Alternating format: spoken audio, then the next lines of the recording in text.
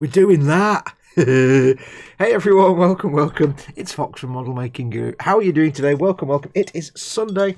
It's time for Warhammer Sunday. Yes, that time of the week when I just sit down and crack on with some Warhammer builds, either stuff for my own army, the unending forces of the Holy Contrivance, or just stuff I'm going to build to sell, or anything really, just whatever Warhammer stuff I've not been doing during the week. So welcome.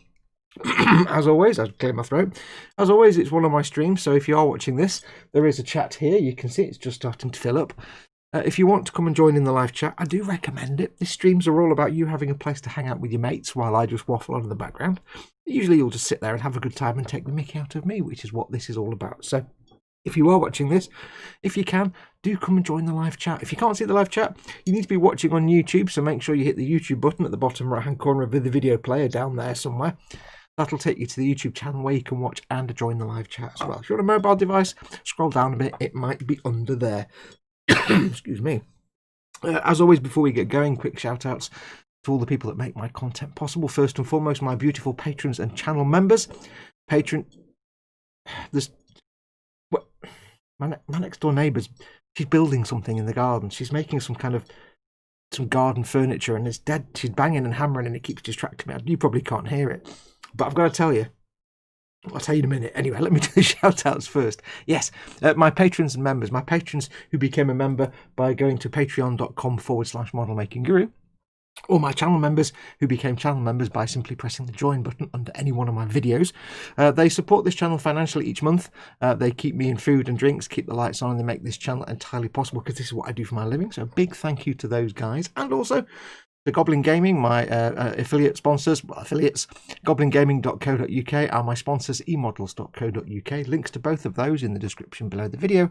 Your one-stop shops for all your model making and tabletop gaming needs. To make sure to go and check those links out in the description below the video. Now, yes, we're going to crack on with Baneblade. We did 3 of the sponsors. We finished 3 of them now. Sponsors with the guns and the guns. The guns on the guns, which of course go on the tank that's got all the guns. So we're going to be cracking on. We'll get the next sponsor done, and then I think it's just greebles and bits after that. We might even get this finished today, so we'll have to wait and see. But yes, my neighbour next door, she's been building something today and yesterday. It's like some sort of garden, I don't know, patio set or garden, something gardeny, I guess. And she's been screwing and hammering and drilling and stuff. And I feel really bad because, like, at any other time, I'd be popping my head over the fence and saying, "Yeah, love, do you want a hand?" Because she's got like some big, massive panel that's about 6 foot tall, and she's trying to hold it and, you know, she's got an electric screwdriver and she's trying to put screws in and stuff, and it's all moving around. And I'm like, any other time I'd be looking over the fence saying, "You're right, love, do you want a hand with that? Do you need a second pair of hands?"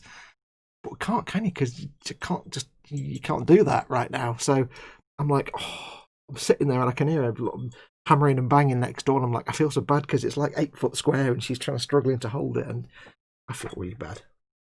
She doesn't watch this, but Heather, I'd come and help you, but I can't. Anyway, yes, welcome one and all. I hope you had a good week so far. Quick updates. I haven't done any work on the Lehman Russ yet. As always, my plan was to get some more filming of this done, get the last episode of Tabletop Trauma Centre filmed.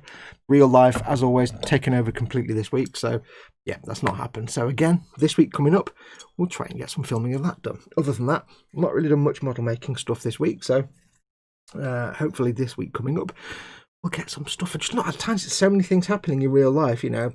I've got things at home and other bits and bobs and just stuff I've got to do that keeps me away from the bench. It's really frustrating. But anyway, let's have a quick look at chat before we get going.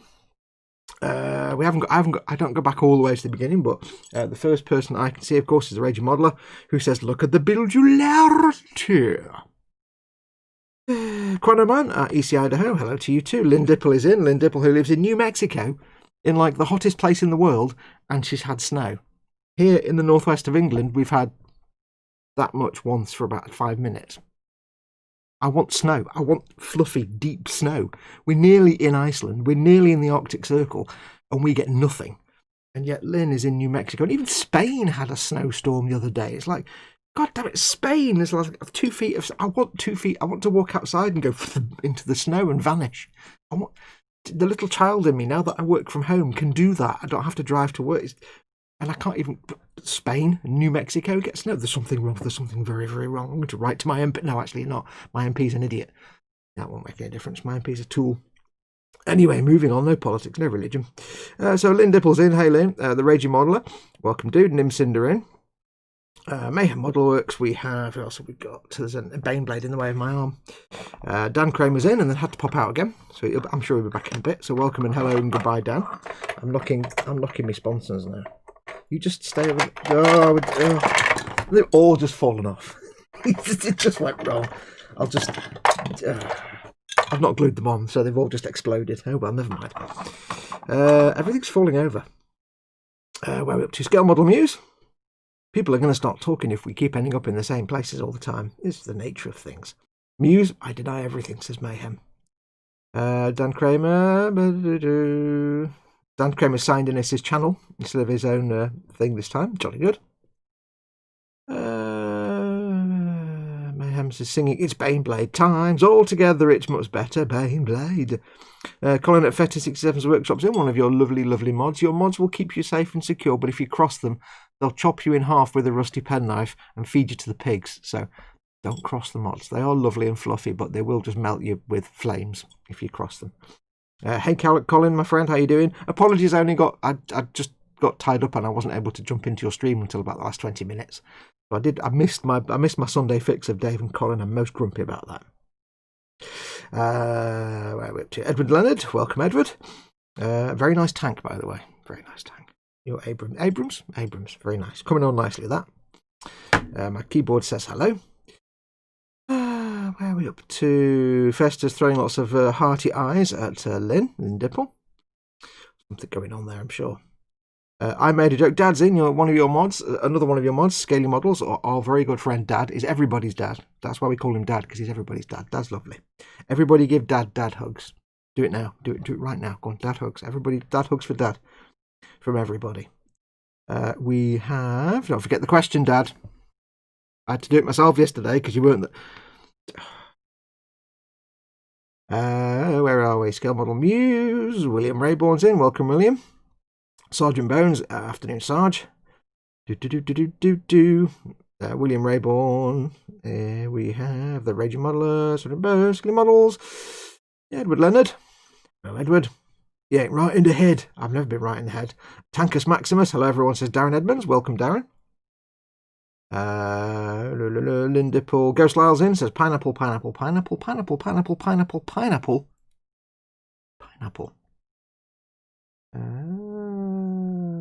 Wayne Haywood, welcome Wayne. Plastic Monkey, chat jumped. The monkey of plasticness. Plastic monkey. Plastic monkey. Riding on... No, I'm not going to sing that. Copyright and all that. So the snow is cool. Shoveling snow sucks. Yeah, but I'm very lucky in that I don't have to go anywhere. Because I technically work from home. So I can have a driveway with 3 feet of snow because it's brilliant. Everyone's giving dad hugs. Ostrich 90 Batrillion is in. Says member. He says member. Yes, Ostrich is, of course, if you look at Ostrich's comments, he is, of course, a member, as is Wendy and other people in the chat. You can tell them because their names are in green or different colours and they've got little symbols next to their name because they're channel members. If you're wondering, by the way, if you become a member or a patron, as well as other benefits, you do get access to all my video content and we can advance advert free. Not all of it, most of it. We only got 25mm or 1 inch. Time to build another itty bitty snowman, maybe. Oh, that's twice you've had snow this year.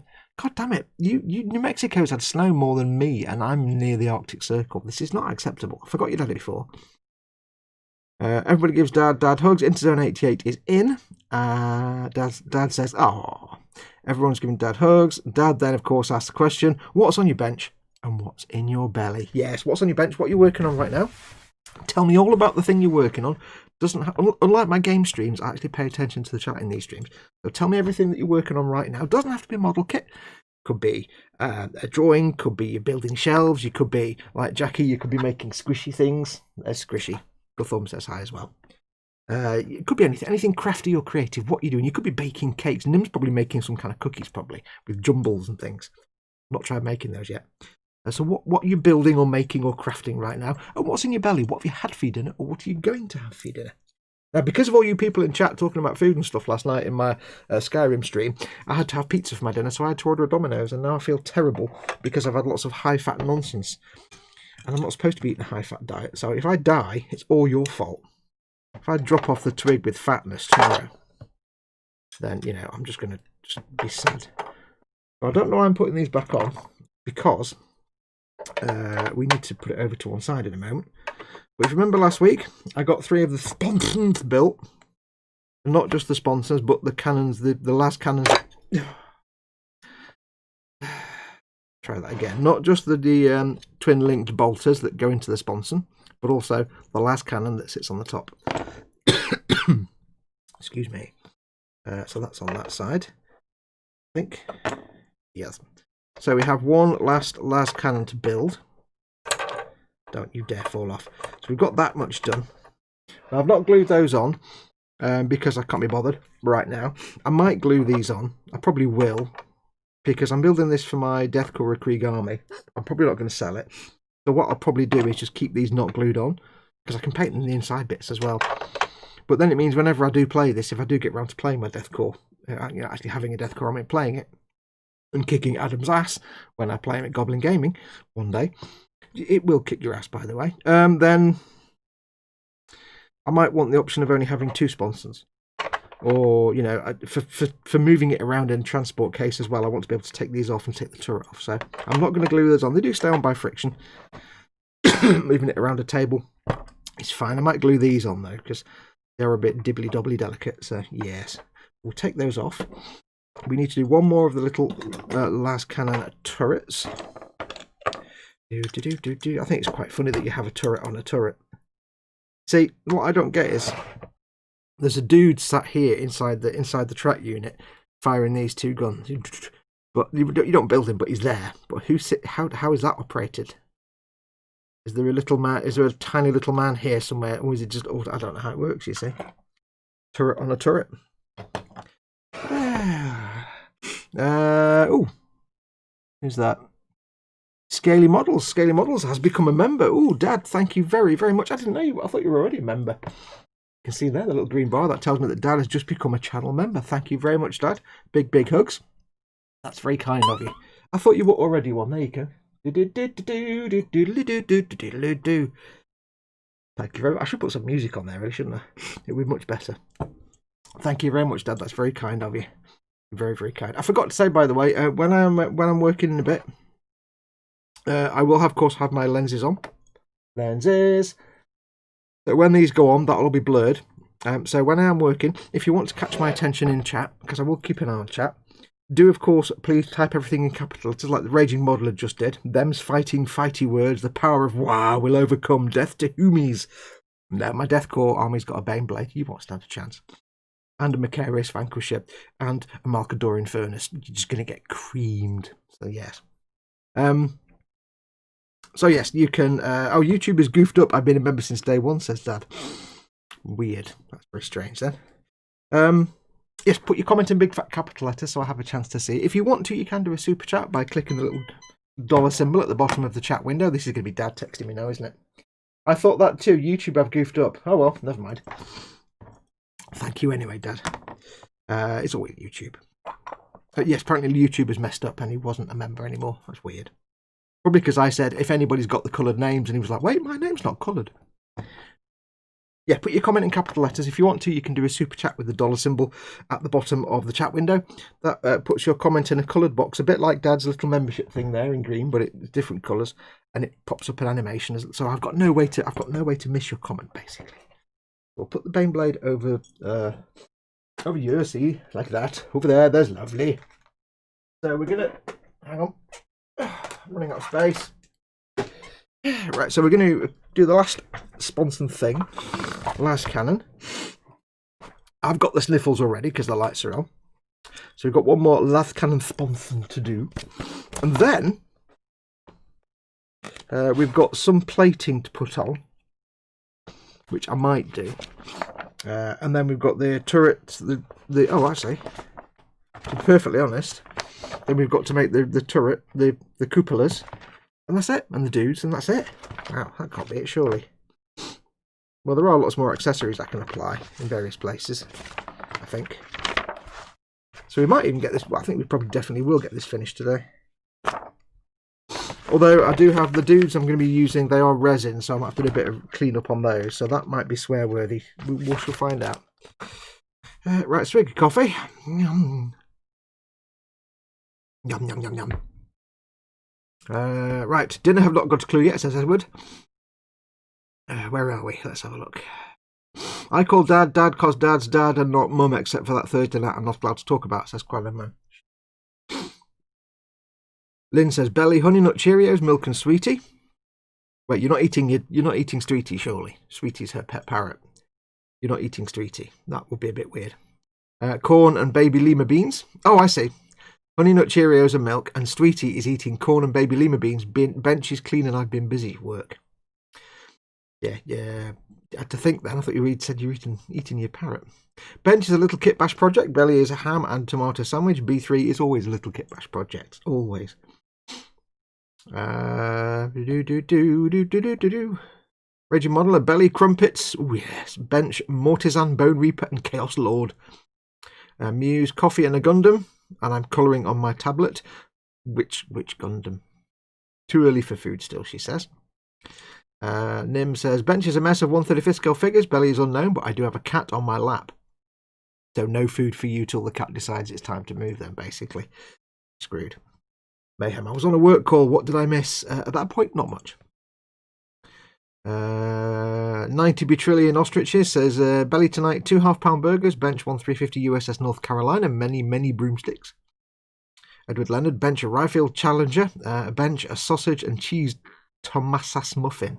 What's a Thomasas muffin?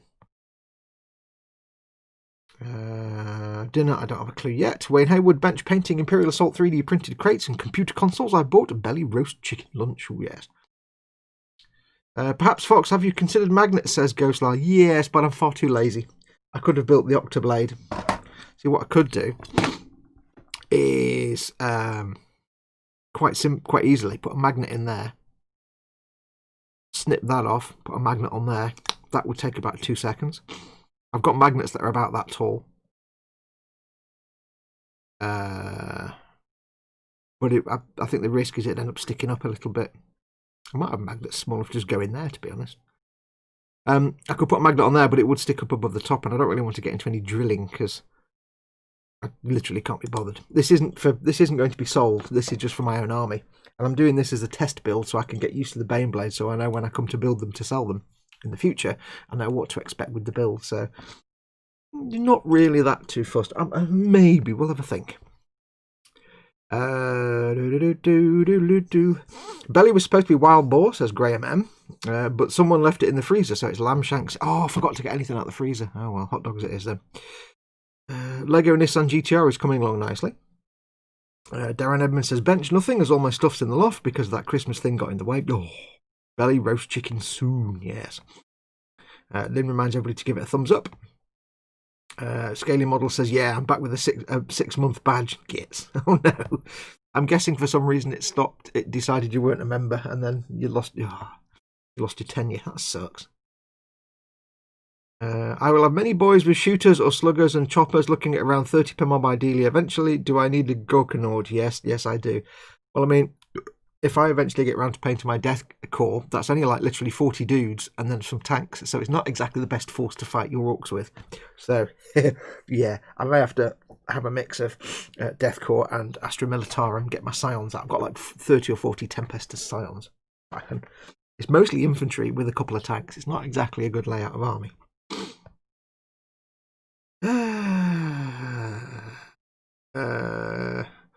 Mew says Liu Bu, Sinanju, and Chituma. I don't know what Liu Bu or Chituma is, but I know what Sinanju is. Have to fight with spell check over that line, says Mew. I'm not surprised. What's Liu Bu? Candygram's in. Greetings, everyone. And says hi to Jeff. Yay, cool. Thanks for reminding me, Graham. I need to put the hamburger out to Thor, says Lynn. You will try and fail, says Raging Modeler. Yeah, but I may also have some Space Wolves by then. And a Valkyrie. And, I don't know. We'll have to have a weird number of points because I've got a Baneblade, I'll have a Malkador Infernus, a Macarius Vanquisher. I'll have a Valkyrie, a Hydra. It's going to be mostly armour, isn't it? Armour supported by a whole mess of dudes that you can kill within one shot. Yeah. Anyway, it's a robot dude on a motorcycle. Oh, okay, cool. That sounds cool. Right, so, enough waffle, Fox. What am I saying? There's never enough waffle. We need to make the last pew-pew cannon. And it is a pew-pew cannon because it's a las cannon. So this should be fairly straightforward. Look at me doing work now like a big grown-up boy. Like a big boy. Yes, I know. Kaplink. Get these bits off. Snicked. So I hope you're all well. I hope everyone is okay. Like I say, no real updates from me. I've not been able to do any filming this week at all. So, still got to do the last episode of the Lehman Russ. I've got all the weathering and chipping and stuff to do, basically. And then it's done, and I can crack on with the next thing. Which I'm thinking will be the Orc Dakajet for Goblin. I think, get that filmed, painted and filmed. Right, where's the pew-pew? There's the pew-pew. I know I'm off camera a bit, but I've just got to lift this up to get to it. I hope everyone's well. Not really anything to update you with from this end, to be perfectly honest. Nothing's been happening in this house. I need my special mat of mispurposed, of incorrect usage. Raging Modeler says, look at the build, you loud. Mayhem says, Candygam congratulates Scaly Models on his 300 subscribers. Yes, congratulations, Dad. Well done. Now you better get some bloody content on there now you got the subs, eh? Hey. See, finger of shame. It's not really finger of shame, it's finger of encouragement and prodding. Get some darn content going on. Right, lenses down. That's all blurred. Remember, if you want to get my attention in chat, do it in caps. Or do a super chat with the dollar symbol. Either way, it helps me to see your comment. So what else has been going on? Not a lot, really. I've had a little bit of Xbox time this week. I do the Microsoft reward points thing to get myself free Xbox Live because I'm poor. So I had to play a little bit of gaming to get some achievements for that. So I've finished Island Savers.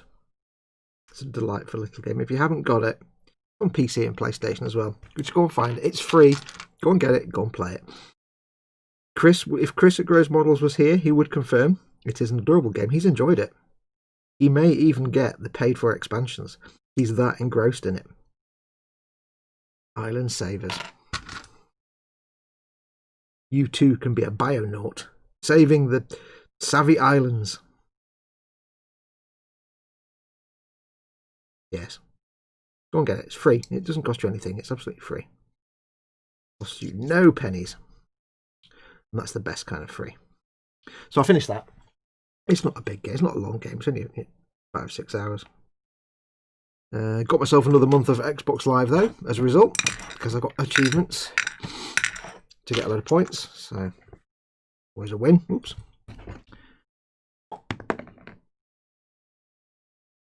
So yeah, I've had a little bit of Xbox time this week.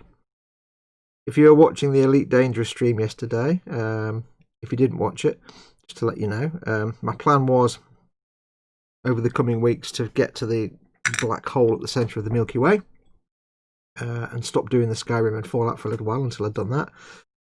Unfortunately, my HOTAS decided to crap out. My Thrustmaster T1 Flightmaster, Thrustmaster, Flightmaster, Mr. Flight, Mr. Stick, Mr. Hobby, Mr. HOTAS decided to crap out, and it's kind of beyond repair now, so I can't play Elite on a controller. It's not something I'd enjoy. If you've got Elite Dangerous, I do recommend you get a flight stick because you can't play on a controller. Not pleasant. So that's on hold now until I can get a replacement HOTAS. Unfortunately, the Xbox version of the Thrustmaster T-Flight is like the rarest thing in the world. It's easier to buy an Xbox Series X than it is a Thrustmaster T-Flight HOTAS 1. T-Flight 1 for the Xbox. So, yeah. And where you can find it in stock, instead of being like 60 quid, it's like 140 quid. Or 100 quid plus 50 quid mysterious extra charges from some website you've never heard of. So it's like, yeah. So I'll just wait till Argos have it back in stock. So that's on hold. So it was Skyrim again yesterday, basically. Which is fine. We like Skyrim. I'll go back to Fallout and Skyrim on Fridays and Saturdays. Do do do do do do do do. I'll have a look at chat in a moment. There's lots of things for my attention there. Let me. A friendly small game with the start collecting on order. I will get the combat patrol. We can also do power instead of points. Okay, I'll just bring like my entire crusade case with a million things in it, and I'll just figure out what I want my armor, because I've just got lots of dudes and some vehicles. So I don't know yet. On the big telly, says Mayhem. Oh, engrossed in a video game. I see what you did there, Model Making Guru. Damn, I didn't even know I'd done that. Mayhem says, I broke us my HOTAS. Yes. Dadbert is now a Spartan. This is Dadbert. What happens when you play too rough with your stick? Love my trip to Sagittarius A-Star. Took me 3 days to get there in real life, says James Purcell. And Spartacus, says Scaly Models, with questionable spelling. Yes. Yes, I've not actually got to Sagittarius A-Star. I've had the game since, 2017, 16. And it says I've played it for 3 weeks, but it's my second playthrough, so, or third playthrough. Or third build, as it were. So, I think I played it for more than 3 weeks, total hours. I wish it'd say in hours, because hours is a lot. I used to love games where it would say like Fallout 3, it says how many hours that save is old. So like it'll say, save 245 at 900 hours. I like when it tells me how many hours I've played for. You can't get that information nowadays. In the 360 era, there's a website called 360 Voice, which was just like a statistics aggregate website where it cobbled together all the stats from your Xbox Live profile that weren't necessarily visible on Xbox Live or any of the Microsoft services, but it was definitely there. It aggregated all the data together, and you could see things like how many hours you'd played every game for, your most played games and things like that. And I miss that, because I like to know how many hours have I played Fallout 3 for, or Fallout 4, or Skyrim, or Elite, or whatever other game it is. But they don't show you that anymore. It's a shame. because I was amazed to find out I'd played Fallout 3 for like 2,500 hours, probably. Some crazy amount of time, some ridiculous number. I know my first Fallout 3 playthrough was something like 800 or 900 hours. Something insane like that. In fact, no, more than that. It was over like 1,200 hours or something, I think. My first playthrough, I should point out.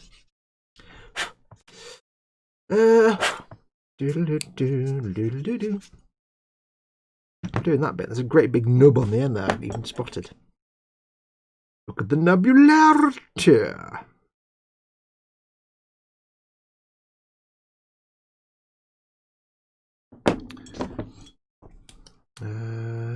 What else has been going on?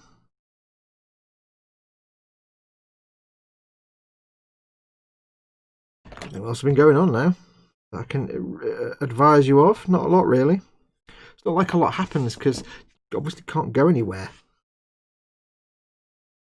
It's not like I can say I went to my local Warhammer store or to Goblin or something like that, because I can't. So, yes. So, not really much to report.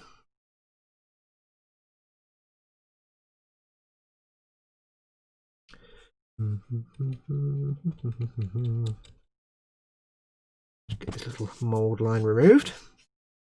Quite cooperative, the mould line on the last cannons, which is good. Which is a good thing. Nubs, says Mayhem. Nubs.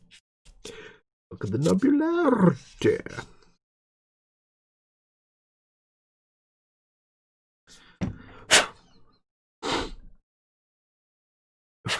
Okay. Get the knife blade in there a little bit. Clean up a little bit in there. And I think we're looking pretty good. Pretty good. Brick, he flew pretty good.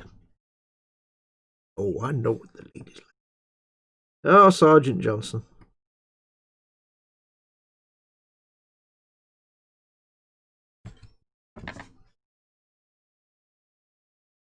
Dear humanity, we regret being alien bastards. We regret coming to Earth. We regret the Corps just blew up our raggedy-ass fleet. Oh, Sergeant Johnson.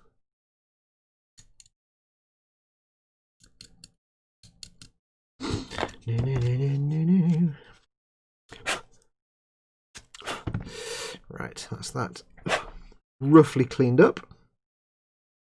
I think can't quite get the blade into the little recess there to clean that up. I'm conscious of making a mess of it.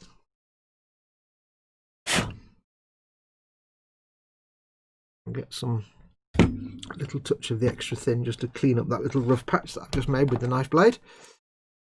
When I go and pick up my older fox, I'll send a picture of Goblin, then you can enjoy vicariously, says Raging Modeler. Yay! Send them a picture of me so then we can pretend I'm in the shop.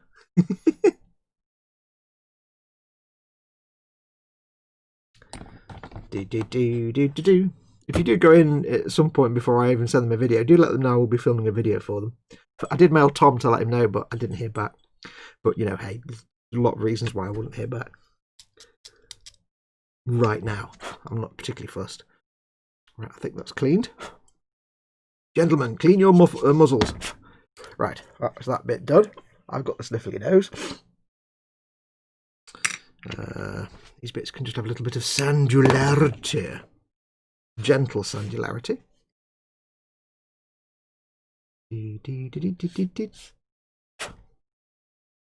Particularly going to be visible that because it is a contact surface. I don't need to worry too much about making them look nice and neat, because it is a surface that's going to glue together, and that actually helps with the glue grip anyway if it's a little bit rough and ready.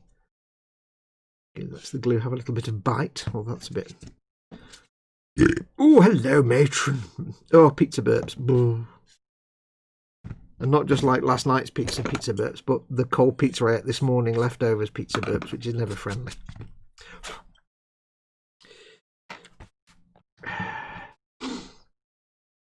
This is the sort of plate on the front. I can actually just sand this smooth because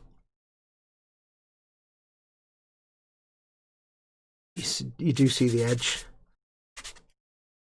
It's easier for me just to sand this smooth than file it or do anything else. It's just the little sort of plate at where the gun is. I can just get that sanded quickly. See, this is the things I'm learning from doing this particular build for myself, is I'm learning which bits I need to take a lot of care over. Like if I'm building another one of these in the future to sell it, I can know which bits I need to be very careful. Something's rattling. Right, what is it? Better. God damn it, I hate when things rattle. Downside of having a wobbly desk. Yeah, which bits I can work carefully through and I have to be really, delicate with. Which bits I can afford to not worry about cleaning up because they're interior or the edges that you never get seen, or which bits I can just not worry about at all. It's a good little test bed. So when I come to build another one, I can do it a lot faster. You could probably build a Baneblade in about, I wouldn't say a day, maybe a day. No, I wouldn't say a day because there's a little bit of plastic card work to be done. I wouldn't say I could build one in a day. Maybe a couple of days. I mean, I could build one in a day if I was just spamming through it and didn't give a crap, but yeah, if I was building it to sell, I have to look pretty good. I have to take some pride in my work. Model Making Guru should pop on Squidzilla Inc.'s start again. Should pop on Squidzilla Inc.'s Twitch stream last Wednesday night. Tom streams from like 8 to 11. Oh, cool. I forgot that was him. I assume it's the same Tom. It was weird when I mailed them back a while ago and said, hey, you probably forgot about me, I'm going to do some videos for you. And I couldn't remember the chap, because I know the guy that I dealt with had gone, he'd left.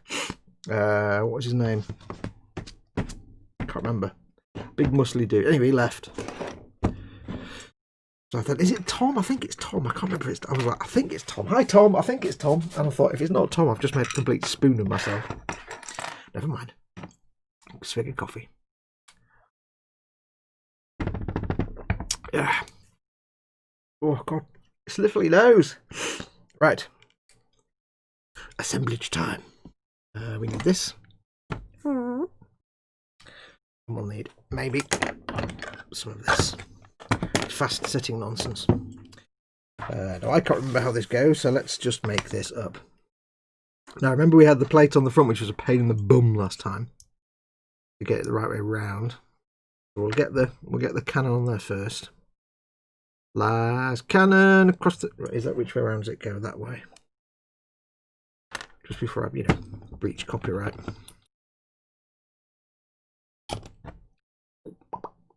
Quick touch of that just to get it in. Get it in!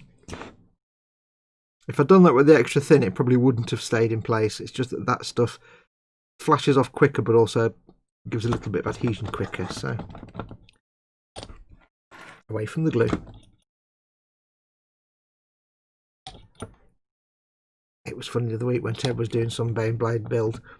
No, he was doing his Landwasser Schlepper tank thing, and he was gluing something, but he had the bits here and his glue there, and there was a clear sprue here. And 2 or 3 of us in chat were like, "Dude, you just have to move the clear sprue, please. Just do it." But I do the same thing myself. I'm sitting there gluing, and I've dropped glue onto models and been like, "Oh." So handy tip: you're working on something. I like to have because you drip glue. It's a nightmare. Now that's on there. I can't remember now which way round we decided was the best way. So let's just wing it and see. I know I could pop it off again if it went wrong. I'm going to go that way. So I think it's that way. Hope I'm on camera. That way sits. No, it's not that way, because that way goes even further down. That way. Okay. So it's pointy downy way. Bunny where? 10 points if you can name that film from that line comes from. Bunny where? 10 points.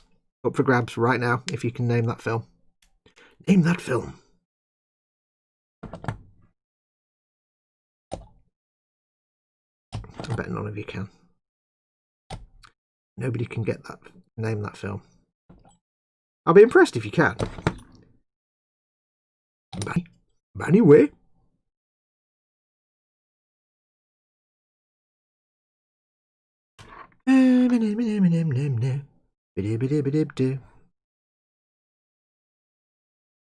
I'll give you a handy clue. I'll give you a clue.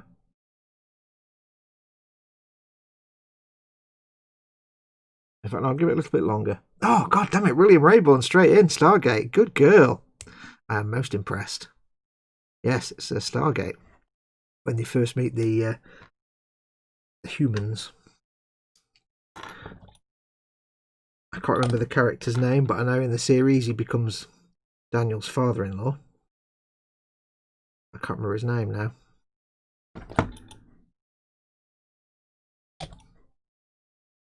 Handy, interesting thing though. I bet some of you didn't know that actor who played the guy in Stargate, the leader of the dudes. That voice actor is also the voice actor who plays the Cryptarch in Destiny. Greetings, Guardian. Same guy. I can't remember his name. He's a fantastic actor. I do love his as an actor. He's just great. Oh, thumbprint. There you go. Lovely. There's always a bit of glue that squidges out somewhere and gives you a big dud-in thumbprint. I'll have to clean that up later. Not a problem. Das ist nicht ein Problem. Yeah, when you're doing like things like this, turrets and stuff, there's always at least one point at which you'll go and get a thumbprint on there. And it's like, oh, for crying out loud. Away in Belgian heat. That way. There to see. Plonk's in there. Plinkety plonk. Super match game. Get the glue to run down the gap. And there we go. I'm not even on camera. Fantastic. Super match game. So there we are. That's it. I don't want it lined up exactly the same as others because it's nice to have some variation. Now I'm going to have it lined up the same as the others. I was going to say it's nice to have some variation in a realistic manner, but then it just stands out and people go, why is that one different? So you just make it the same. I've done it again. Oh, with the thumbprint there now. Right. That'll also need to be cleaned up later on. No problem. If you do get gluey thumbprints, don't panic. It always happens. Just very gently sand it later on with a sanding sponge and you'll be fine. Give it a little while to dry properly. And you'll be fine. That will stay in place a bit. Yeah. Now we'll get the top piece on that. We need a little pin, don't we? Bunny? Bunny where? I don't know why I remember that line from Stargate. I just do. It's just there in my brain. Well done. I knew at least one of you would get it. I had no doubts. I did have doubts. I never doubted you for a second. Are you talking about Kurt Russell? No. The old guy that's the leader of the slaves that he first meets. And I can't remember his character's name. He's in Stargate SG-1 as Shari's father. He's actually the father of Shari. And he's Daniel. He becomes Daniel Jackson's. Don't know where that went. Daniel Jackson's father-in-law, but I can't remember the character's name. Is it Martooth? No, it's not Martooth. That's the one that Sam falls for. I can't remember his name. Anyway, I can't remember the actor's name either. You recognise him instantly if you saw him.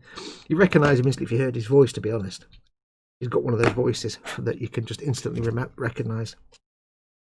But I do have I have to admit, one of my strange superpowers is a thing for voices.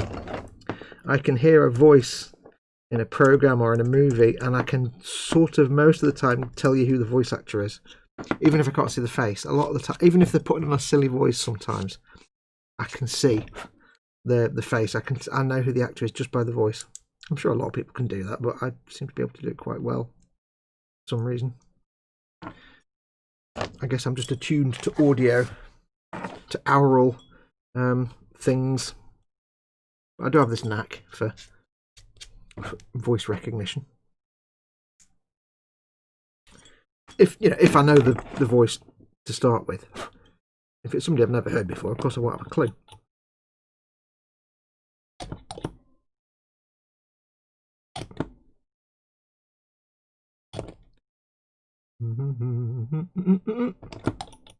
Glue that in place. It says not to glue this, but I don't care. I'm not going to have the turrets turning around.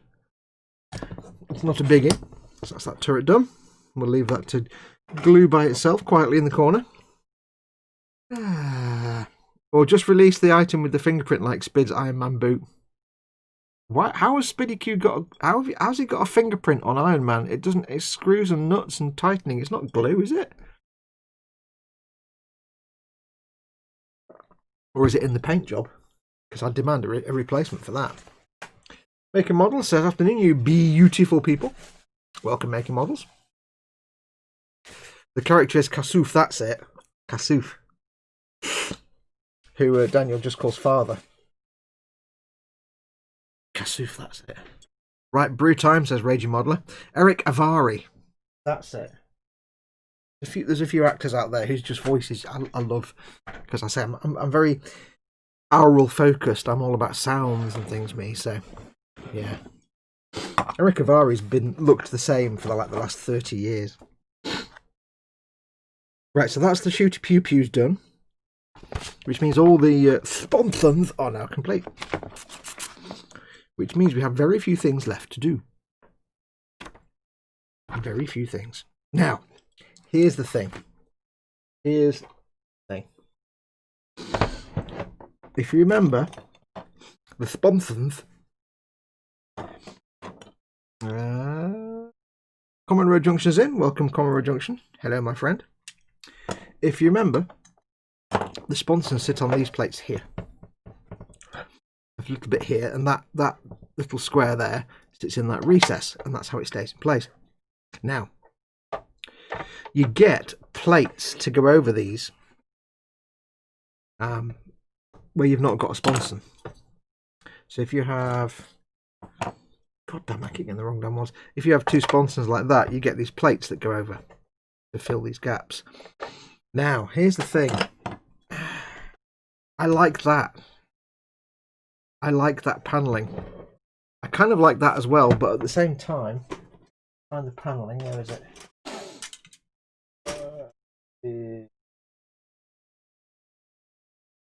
It's here. The paneling you use has a big fat quilla on it. And this is a good thing. So, now people more skilled than me would put magnets and things on them so you can just pick and choose. But I don't want to be doing that. So because I'm building this to have potentially, you're getting the wrong damn sponsons, potentially two sponsons on each side, there and there, it will make sense to put the plate here with the Aquila on it, because I'm not going to have two sponsons like that, because that just looks a bit dumb. Although I don't know, actually. It kind of looks less dumb than that. I don't know. But I want the option of having... So I don't want to put the plating on here, because if you see, the plating that goes on top here, it's just flat like that. It's just playing with some rivets, and that's boring. I like this with the panel and the recess. So I'm not going to put that plate on top there. But I might want the one with the Aquila on it, because why would I not want a great big Aquila on the side of my Baneblade? Of course you want a great big Aquila, because duh! It's all about the gold, man. It's all about the bling and the gold and that and this and that. I will be actually adding more Aquilas to this anyway, because I've got a load of Aquila. I've got a stash of Aquilae. Anybody wondering, by the way, Aquila is Latin for eagle, and the two-headed eagle is the symbol of the Imperium of Man. And the thing you might not know about the Aquila, the Imperial Aquila, is that both heads have hoods on them. One of the hoods has an eye hole, and one doesn't, because one of the heads is blind. We're not even on camera there, are we? The hood with the no eye hole, that head is actually blind. It doesn't need eye holes. You know, like you get a hawk and you put the hood on it to calm it down, like when if you're a falconer, or even a falcon, even not a hawk. You know what I mean? Shut up.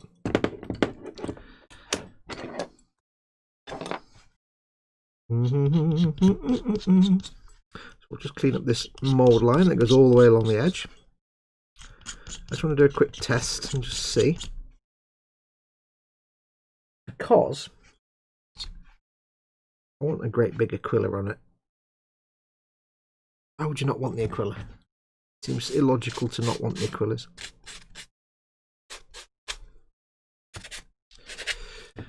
Yes, I could do lots of magnetisation, but again, I'm just doing this one for myself and I'm lazy and I can't be bothered doing magnets for a test build.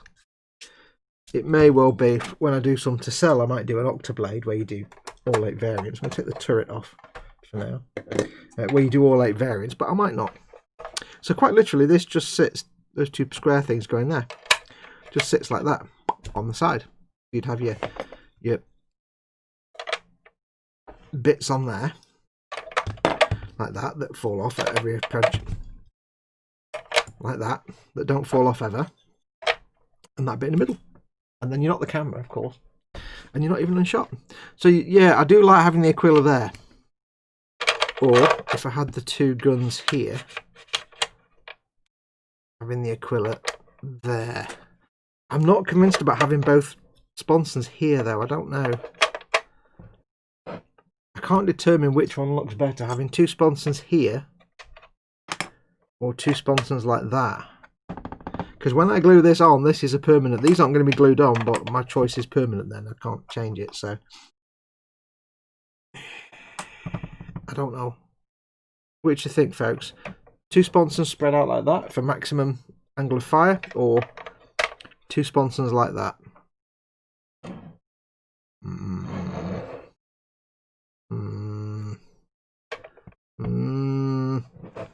I don't know.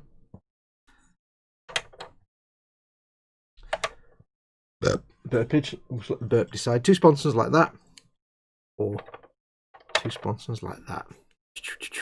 Pew pew pew pew pew pew pew pew pew pew pew. I don't know, you know. I could be tempted to have both sponsons at the back. I think I like the sponsons being both in the back with one pointing front and one back. Yeah, Aquila in the middle, says Lynn.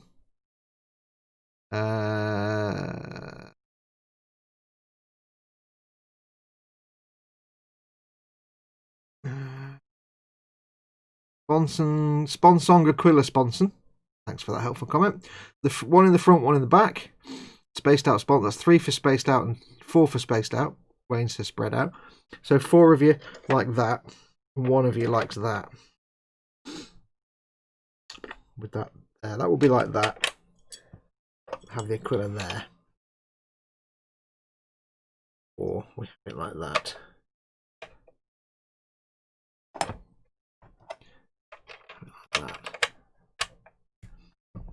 Last cannons don't pew pew, they go freem, says Mayhem.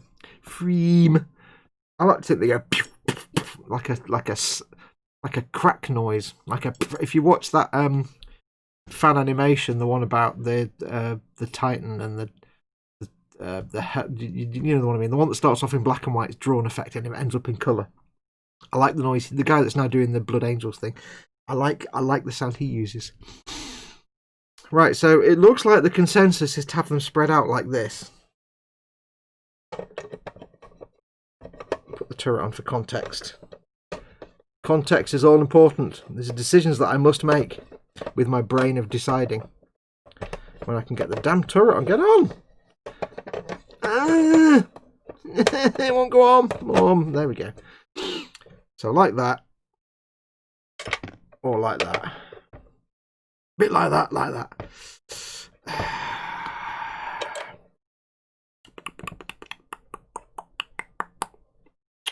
Well, I'm going to override you and go for that look. I like that look. To be perfectly bluntly honest, I quite like this look with all the weapons falling off. Is the look I kind of like it with all the weapons here, because that looks a bit more streamlined than that, which looks weird. I'm going to override you completely and put them 2 there, and I have the Aquila on the front like that. But I'm not going to put the top panel on here, because the blanking plate on here just looks kind of boring compared to, I like that little thing there. I do like that as well. And I do have a quilly that I could stick on there and not have to put that on. But I think I'll use that. I'll use that plate. There we go. So do you like... Actually, that is better, says Scale Model Muse. There you go. That's why I put the turret on, because it makes it look a bit different when you put the turret in place. You put the turret in situ, it kind of changes how it goes together. Just, I don't know, aesthetically that just seems to work better. It's like a ship with the sticky out. Yeah, I know. Putting one forward makes it look like something is missing. Yeah. I'm glad I convinced you all to come round to my way of thinking. I always said you were good people. There you go. I wasn't sure, but now I am. Keep pinging these areas. I predict these aerials will snap off at some point. I keep pinging them. It's your model. Do it the way you want. No, nonsense. I can't make my own decisions. That's not how things work. So I've got 2 of those plates. So I'll get the other one off the sprue. I'm not going to use the top blanking plates because I say they just look boring. They look boring. Look at the boringularity. So I'll just get these snipped off test sprue. Do.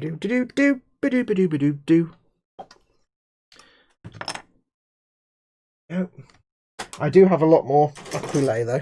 I've got a bag full of, but they're only little. I've got a bag full of acrylae. Oh, I'll get it for you in a bit. I'll find it. But they're little tiny ones. Hang on, I'm just adjusting my rug. They're little tiny ones, so they can go onto things like the turret, perhaps. Right, so I'll get these bits cleaned up. Gentlemen, clean up your bits.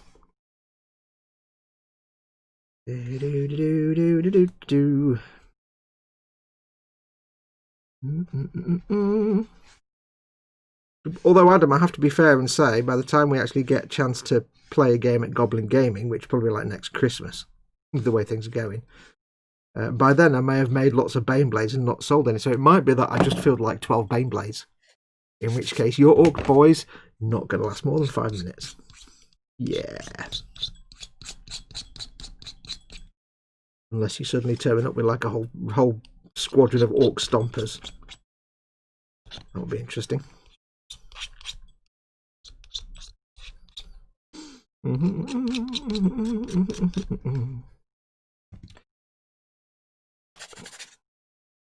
to get rid of the mould line on this plate.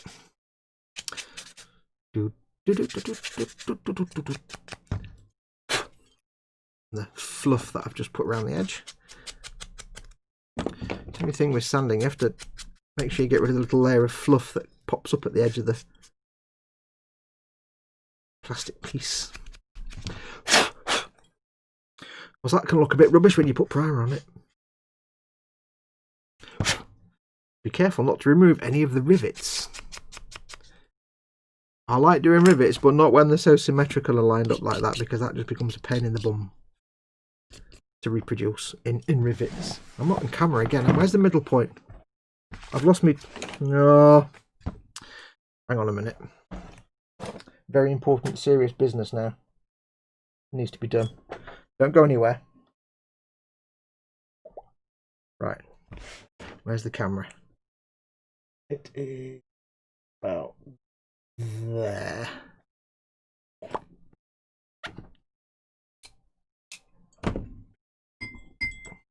Cheers.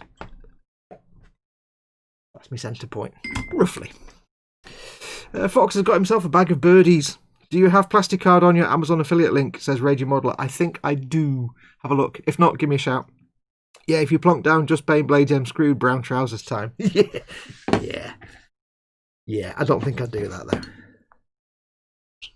Because trust me, if I make any more Baneblades after this, they're getting sold. Lord knows I'll eat the money. But yes, I think I've got plastic card in my Amazon stores. Links from my Amazon stores are, of course, in the description below. Every one of my videos. Lots and lots of useful things for your model making hobbies and some other stuff as well. Video games, kits. There's some other weird random things that people have asked me to put in the other section. If there's something that you want that's not in the Amazon store, just give me a shout on Facebook or email or Twitter, anywhere. However you normally get hold of me, just give me a shout. Send me a link to the thing you want to go into the store, a link to the specific product, and I will add it to my store for you. It takes a second. Don't just say, hey, can you add this thing for me and just describe it to me, because I might not get the right one. Send me a link for it. Doesn't cost you any money extra. Doesn't cost you anything at all to use my store. But as an Amazon affiliate, I do earn from qualified purchases. You don't pay extra, but I get a little bit of income from your order, so a little bit of commission, so it does help massively. Right, so if I ever have spare £200 knocking around, I'll buy an Orc Stomper and see how you like that. Ask Dad. He accidentally came out of Warhammer World with an Orc Stomper. Mayhem says Fox versus Adam. Fox deploys 3 Baneblades. Adam responds with trouser fluff. Yeah, I'll tell you what.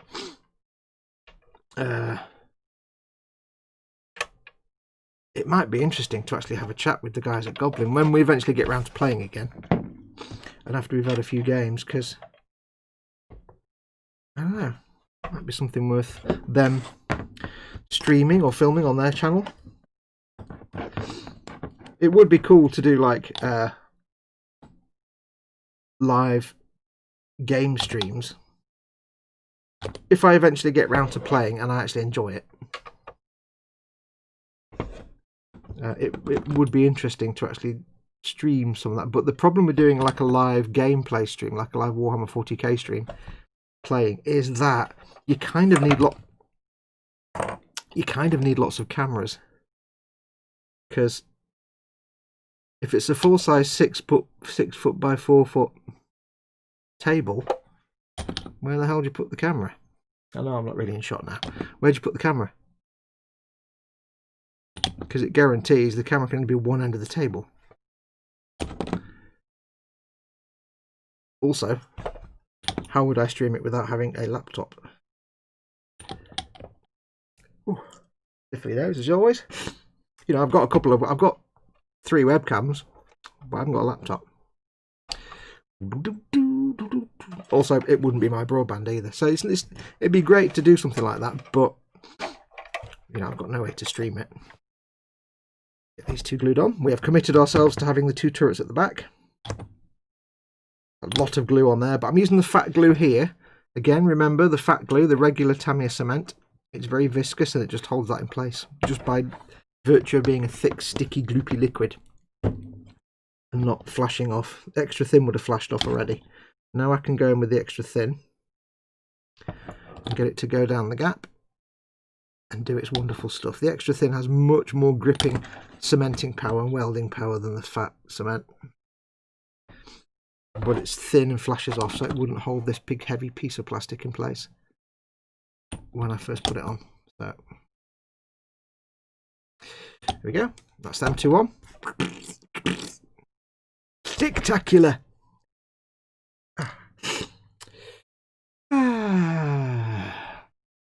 Major Modeler buys more boys.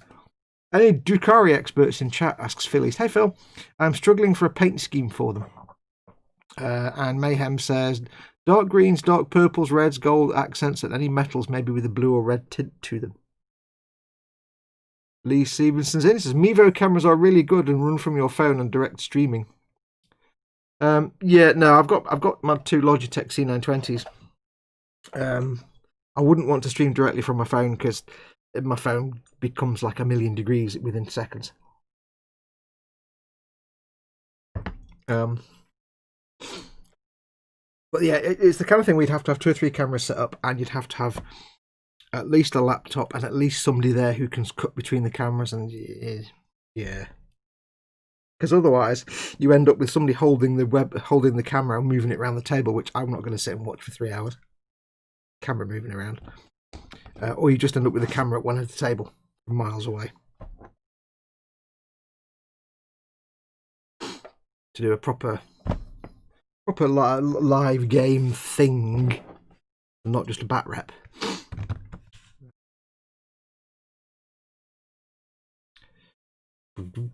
Yes, I've tried streaming from my phone once in the past, and it quickly, within about 5 seconds, went to about 200 degrees, and I don't want my phone to explode.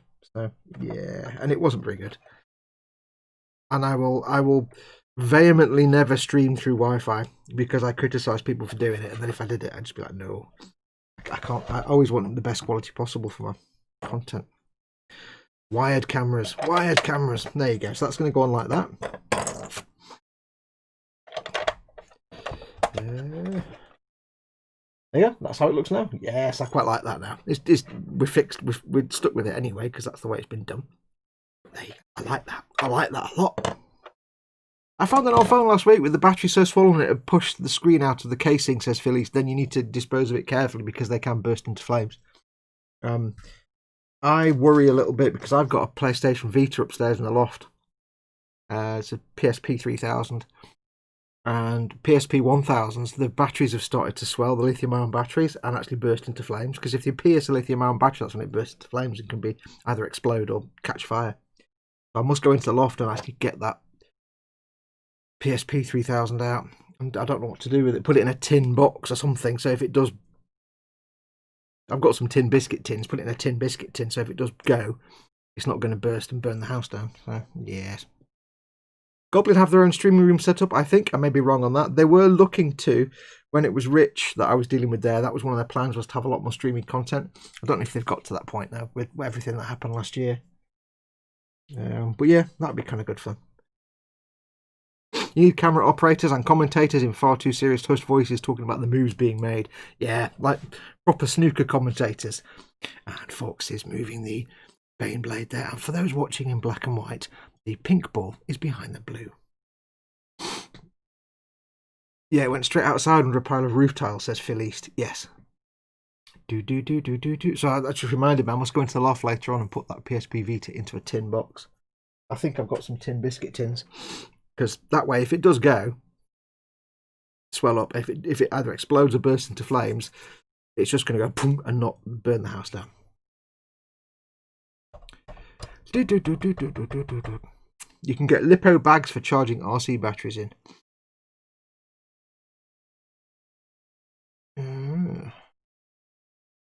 Release, thanks Mayhem. I'm thinking green or purple, red or green or purple. Yeah, with Drukari, it's all golds and purples and things, isn't it, I think? And cool patterns and stuff. Right, so that's those two bits glued on. You can have a lot of fun with Drukari. Is it Drukari that also have the Harlequins, or is that a completely separate faction? I don't know. I'm not really familiar with the Eldar and the Drukari and Shiz. Right. Now we come to the tricky bit now with dudes. Because my dudes are my resin. So this is going to be a bit tricky. Let's find out.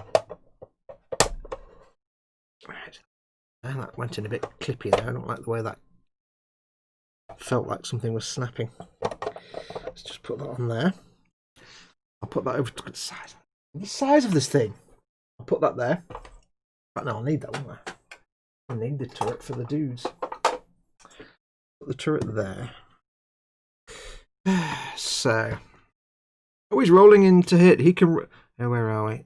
Major Modeler says, oh, he's rolling to hit. He can re-roll on ones. Ooh, that's not going well, and he misses the lot. Adam can really make a comeback here. Yeah. Oh, yeah. Right, so we have our Deathcore tank crew, in which we have Betty up Fox. If you don't use the PSP, sell it to someone who will. Yeah, that's true. That's a good point. I could do that. Should do that, really. I do actually loathe to get rid of it, but yes. Right, so we have some fellas here. We have the commander, and we have the gunner. Wait, hey, gunner. Yes, I could just pop it on eBay, couldn't I? That's probably a better idea. Well, not right now. That'd be like when the world is not on fire. So, yes, the tricky bit now, of course, is working with this resin whilst I'm doing a live stream. Yeah, at least don't have to stick any arms on that guy. He's got his arms already attached, thank flock.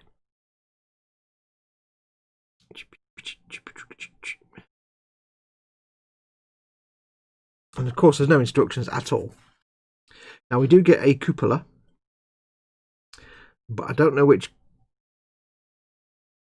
cupola it's for, whether it's for the gunner or the commander.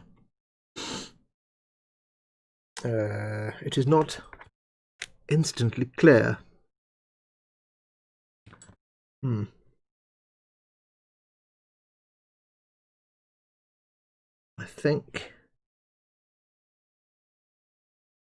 I think it's for the gunner, maybe? I don't know. La-di-da gunner.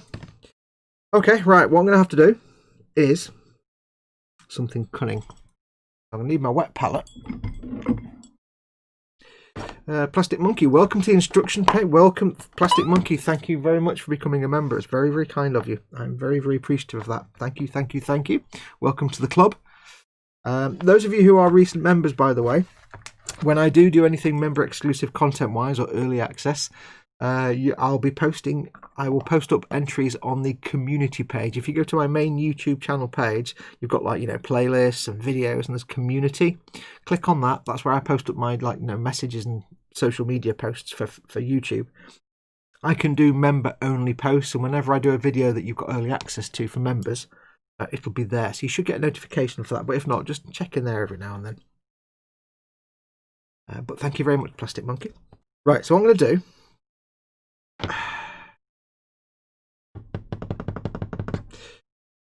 I'm going to have to do this carefully. It's only a little bit of resin, I know, but I'm going to have to do it carefully. When you're working with resin, you want to be wearing a mask, and you want to be ideally wet sanding if you can. So if you give me a second, I'm going to go and soak this tissue. This is my wet palette, but I'll go and soak this tissue, and this will be my sanding area. So give me 1 second. Back in a moment.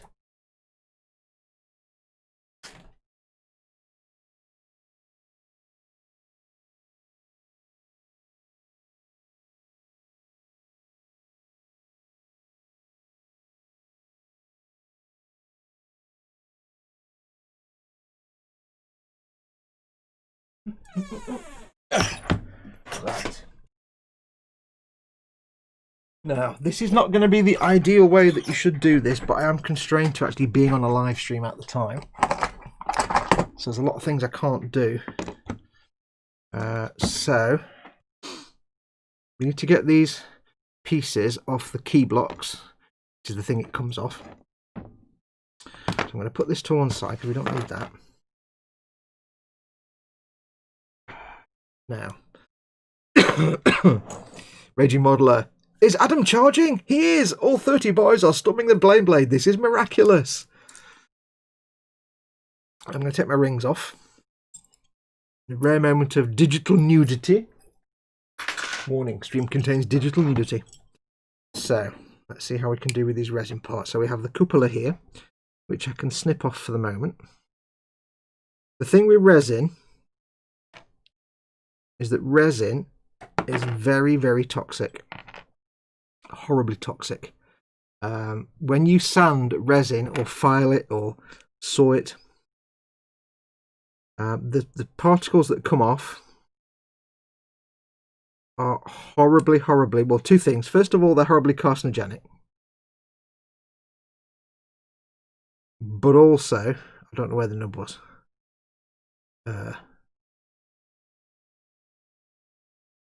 Is this two separate plates that I cut down the middle, or is it? I think it is. But also, when you do get the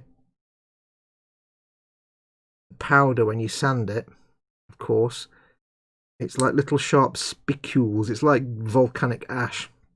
It's not going to dissolve in liquid. So if you inhale it, it's just going to stay in your lungs. So, golden rule of working with resin is try not to have to do it on a live stream. It's never the best idea. Try not to have to work on it on a live stream. But if you have to, like right now, then wear a respirator, or well, not a respirator. You don't need a respirator for this, but you need a dust mask. This is the one time you do need a dust mask. Can't really tell how that's going to go together, but as always, there's no instructions with these, so I'm kind of winging it. So you need to cut it off the key block first. I hope we're not messing up by doing it wrong. So if you are going to sand resin, please, please, please wear a dust mask. If you've got a respirator, that's fine, but a dust mask will work just as the one time a dust mask will work because it's dust. And try and keep sanding and sawing to a minimum. It's helpful if you can minimize how much sanding and stuff you need to do.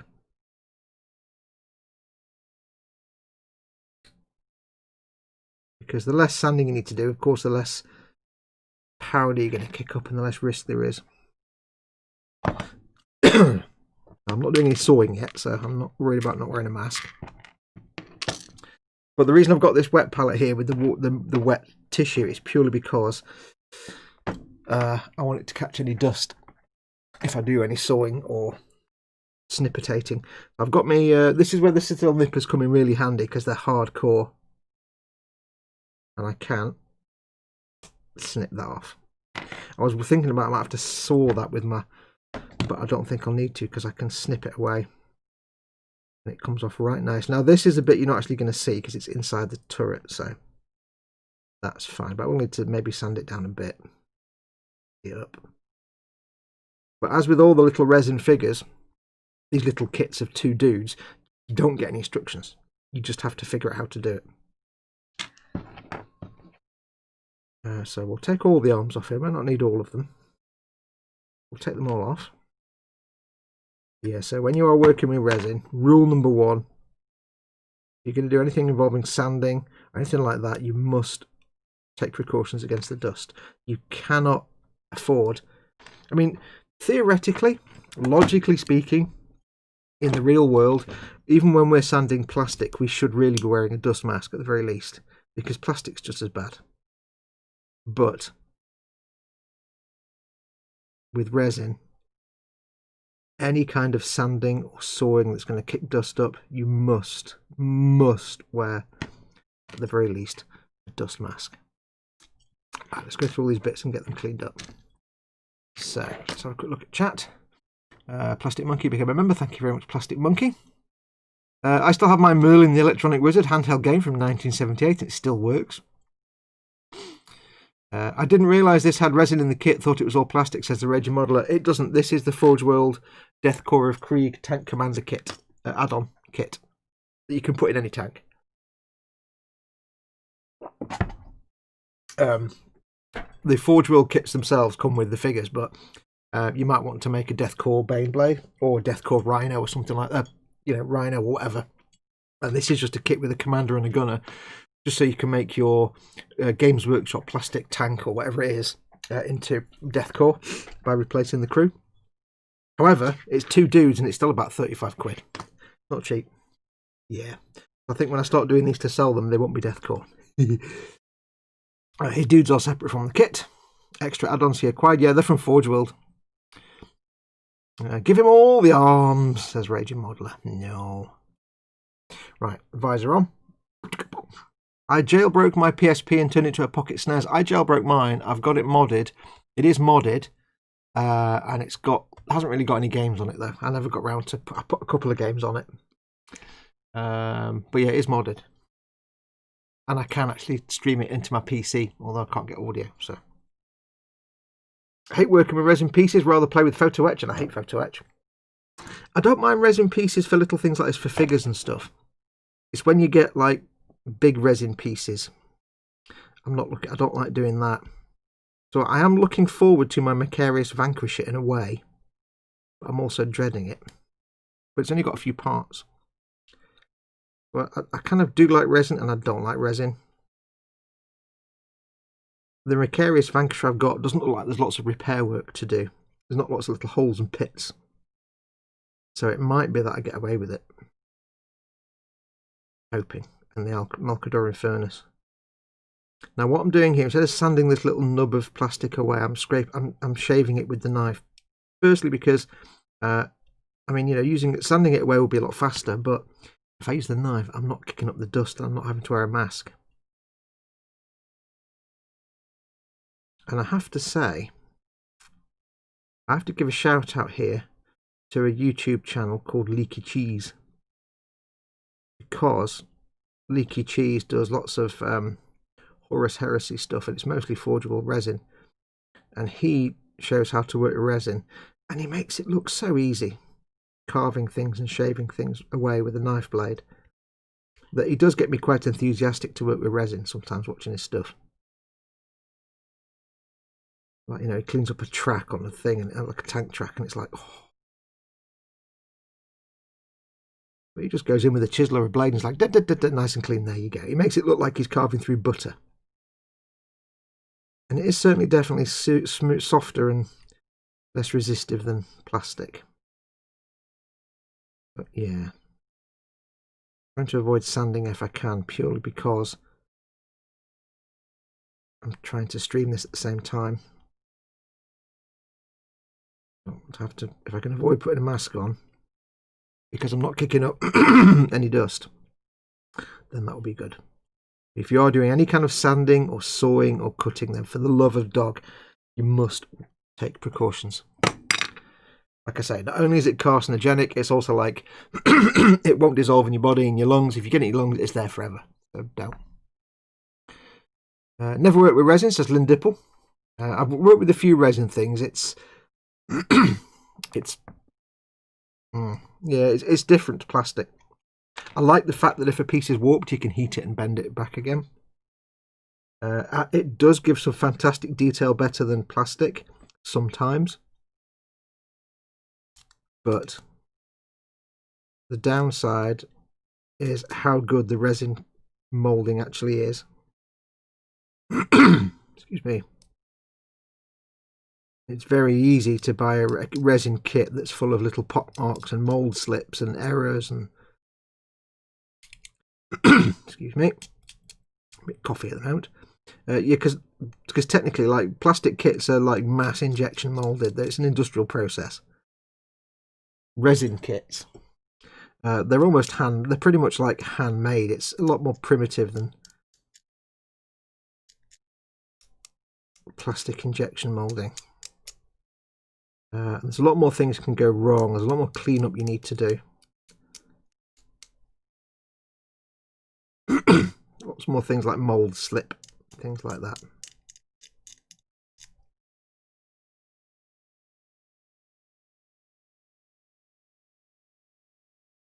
Pretty good.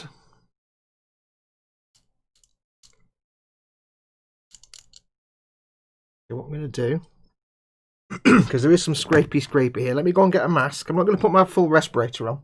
Let me go and get a mask. I'll be 1 second. Stay there. Don't go anywhere. I shall return.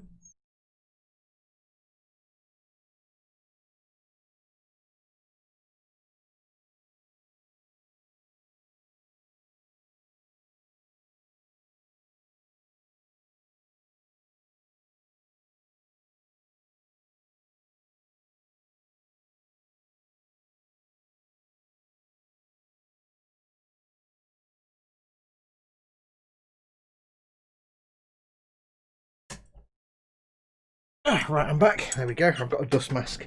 Just stick that on. Hang on a minute. Right. This is where my glasses steam up constantly now. Yeah.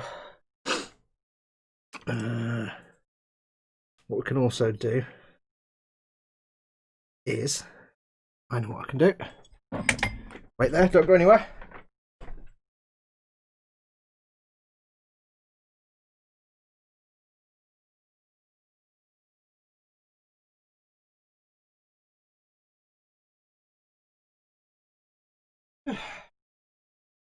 There we go.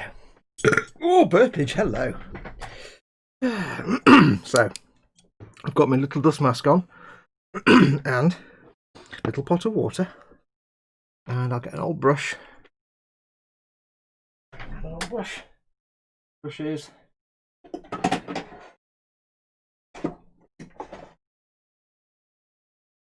brushes. Brush. Oh, hang on, I've got an itch. I've got an itch right under my dust mask. Oh. That's it. Because I'm scraping it with the knife, but I am kicking up a little bit of dust. So it doesn't do any harm to just get the surface wet. And all it means is the dust just doesn't kick up into the air then. I could see little bits of dust collecting on my hand. Isn't ideal. So this I'm doing here is I'm just removing the mould line, which goes down the side of the arm. I'm trying to avoid sanding it if I can, not just because of the dust, but also I don't want to, the detail is so crisp and fine, I don't want to obscure any of it or risk sanding any of it away. Because one of the advantages of resin, even though you can get lots more, I suppose the phrase is printing errors, you can get more things that you have to clean up, air bubbles and mould slips and things like that. It does lend itself to much finer detail than plastic. So quite loath to do anything that gets rid of all that fine detail. But you do get things like a lot more flash. It's a real manual process. It's a proper old school process. Oops. Old-fashioned way of doing things. And it's a lot cheaper than plastic injection moulding, which is why a lot of small garage companies that make little, small run garage kits often work in resin, because it's vastly cheaper than buying an injection moulding machine. Clean? No, it's not. Hold it up to the light and just see. A little bit more work on that mould line. But the downside of resin moulding is that, unlike a plastic injection moulding machine, where you can print off thousands and thousands and tens and hundreds of thousands of impressions with only minimal maintenance on the moulds, keep them clean. With the resin mould, every time you take a print from it, it degrades the mould ever so slightly, because they're often just like silicone or whatever. They're not metal moulds, so it does degrade it ever so slightly, and it really restricts the number of moulds or impressions you can take from that mould. I can't find the mould line on this guy. That's a good sign. So whereas a plastic injection molded mould might be good for 1 million imprints, supposed to be a little bleb on his elbow. Over time it will degrade for plastic injection molding, but if it's maintained, you could get 1 million prints or more. So the company that spends $1 million planning and designing and preparing the molds and then making the molds, because plastic injection molds are very, very expensive, tens or hundreds of thousands of pounds worth value for plastic injection molds, the toolings.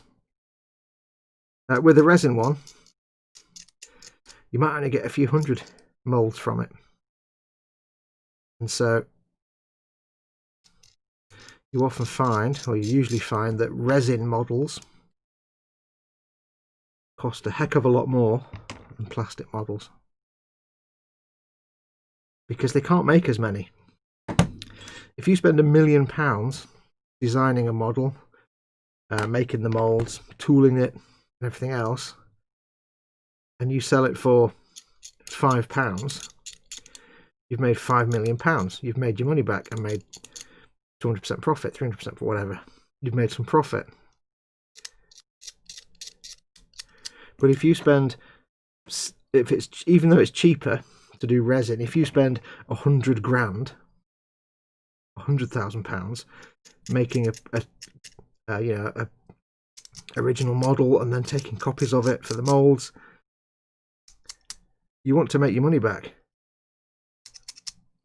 But if you're only ever going to make 500 kits from that one mold, you're then limited.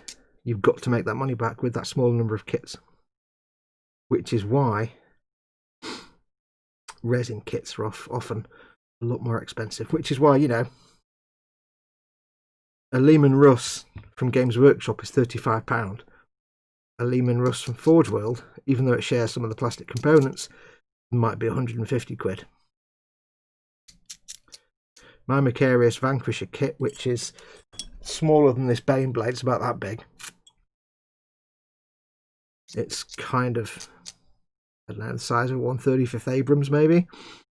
It's only got like 6 components. That's 130 quid. It's almost twice as much as the Baneblade kit. Because they can't make as many of them. They know, because they will have multiple molds. They'll be able to replace the molds. When a mold gets worn out, they just throw it away and do a new one. But they know that they've only got so many molds they can take. I think that's done. So that's why Forge World kits cost more. That's why resin kits cost a lot more. Because they can't make as many. Simple as that. They can't make as many. Oh, this guy's got like pipes and straps all over his helmet. I hadn't noticed. Oh, it looks fantastic. There we go. Scrape this buff down there. It is kind of satisfying carving this stuff, because you're carving it. A lot more. It's softer than plastic. I'll have a look at chat. I'll have a look at chat now while I just put him to one side. Let me just get some tissue for my hands.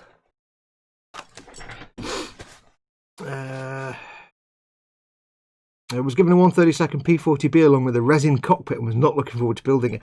Small things like this, like little bits of like cockpit and stuff, you've only got minimal cleanup and bits and bobs. It's actually quite good fun.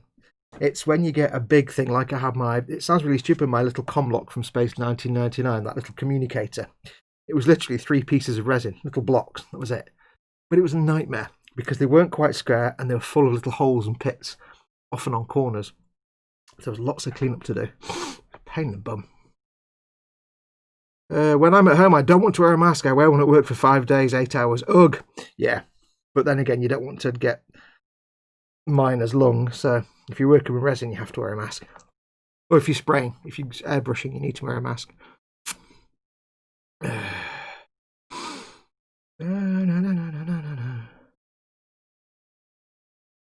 talking about vaccines. Thanks, Foxy. You sand and I get the sneezy fits. Yeah, pretty much. Sandwich Norm, says Mayhem.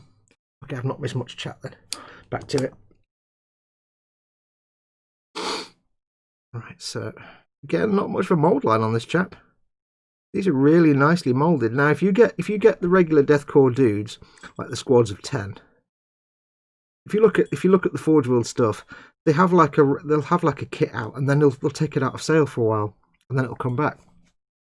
And that's probably because, I don't know for sure, but in most cases, it's probably because the mould became unusable and they had to do a new one. Take a new mould from the original masters. And that's what they're doing. If you look at some of the deathcore squads, they're pretty good, but they look a bit rough around the edges in some places, and sometimes you might get some mould slippage or big mould lines, or you'll get little pits and things and dings. And some of the detail might look a bit soft. But these guys look really crisp. I think it's because they just don't sell as many of these as they do the bog standard infantry. Really crisp detail on the pipes coming out of his helmet. Far beyond whatever you get on a plastic dude. Like you can't see it on camera, but his collar sticking up down the side of his helmet, it just looks fantastic. but he also looks pretty clean. Right up to arms. You need arms. Now, I'm loath to use my god hands. I'm not going to use my god hands on those. And get as close as I can, and then the rest will carve with a knifer. I think. It is a slow process. It's kind of pleasing in a way. Not like carving plastic. It really is. It's kind of hard to explain, but it's kind of pleasing. But only when it works. When it goes wrong, I hate resin completely. I don't know which of these arms I'm going to use yet, so I'll just clean them all up.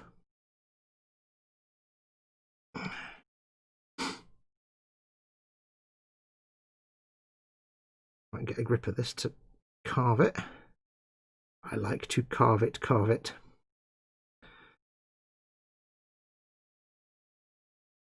Jim Carver, 363 from Sierra Oscar, receiving.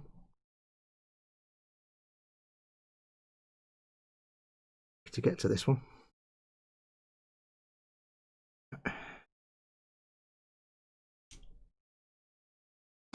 Any mould line?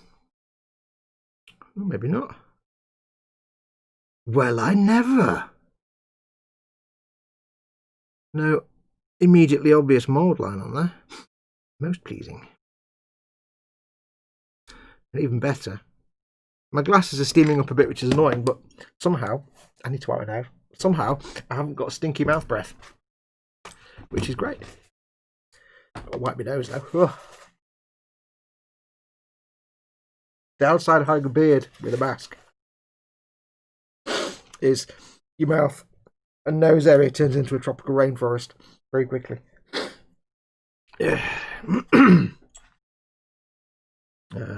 What's that tissue from? I don't know. We'll put it over there. Next, another arm. You need arms.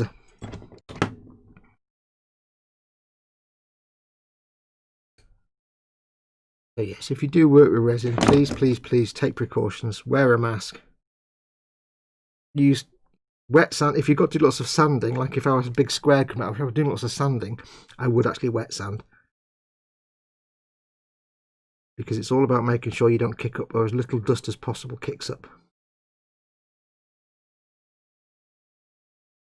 If you're using sandpaper, like here, I'm not really doing too much sanding, so I've just got this to capture the dust as it falls. But you know, if you're using sandpaper, soak it in some water.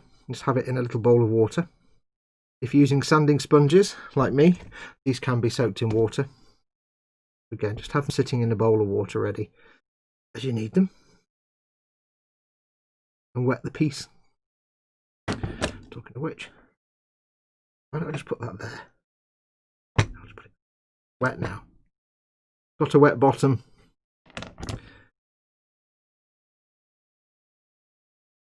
Beautiful, beautiful crisp mouldings. There is a bit of a bubble in his cuff there.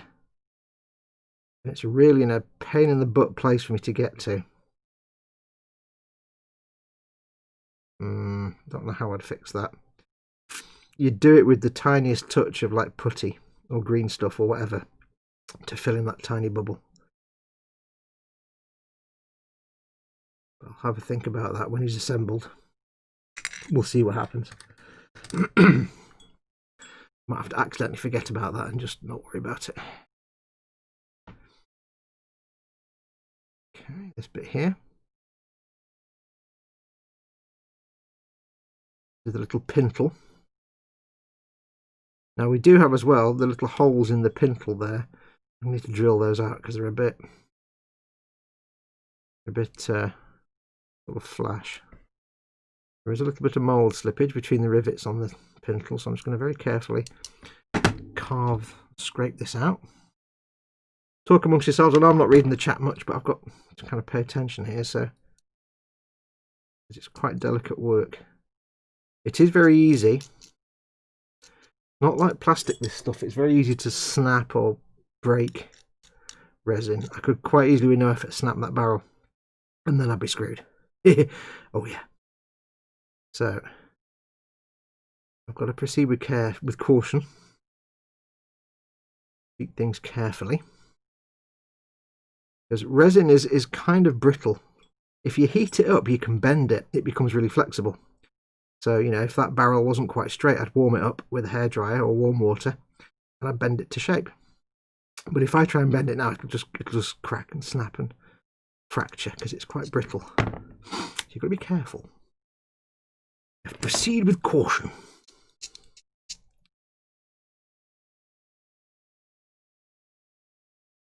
It's obviously been a week for not very exciting live streams. Yesterday you got to watch me move house in Skyrim. Today you get to watch me basically do tiny bits of sanding you can't see. Yay! I'm doing a little tiny bit of sanding here just because it's easier for me to bits with sanding as little as possible.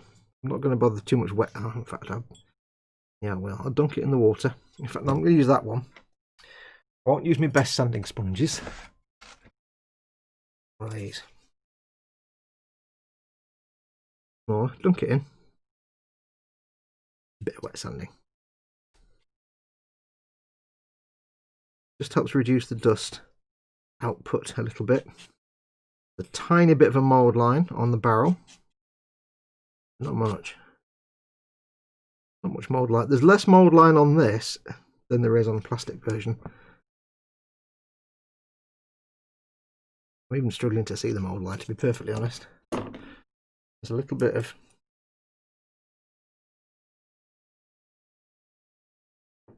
slippage in this ribbed section, so I'm just going to get my scribing tool. You've seen me do it before. This bit here where it's got a little ribbed bit. Run the scribing tool down the rib, down the recess.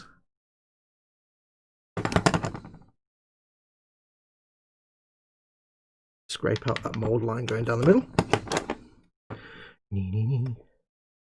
Much as I hate resin, the cleanup can if it's just simple cleanup like removing mould lines and a little bit of cleaning up, then it can be quite relaxing.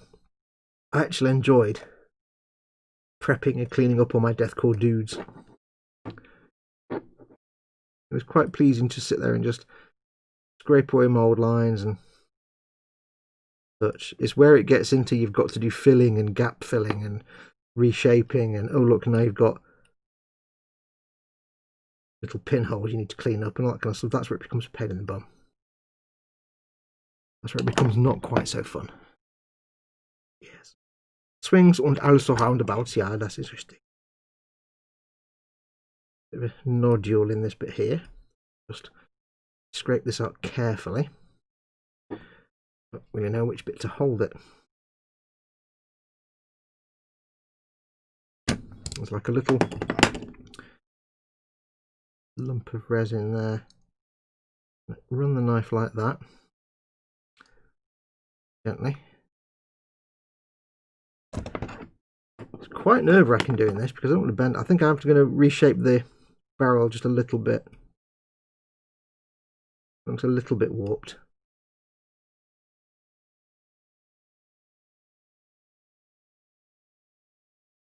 There we go.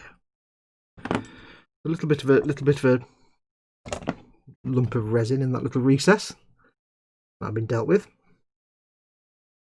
Okay, so the barrel does actually bend a little bit to the right, that way. So all I'm going to do is plug in my hairdryer, if I can find it. Where is it? Plug in the dryer of hairs. Now you can do it with hot water if you want, but I haven't got hot water, so I'll just use my hairdryer. I'm going to give it a blast. Something you never do on a plastic kit. Give it a blast of hot air. So sorry for the noise. It's going to take a second.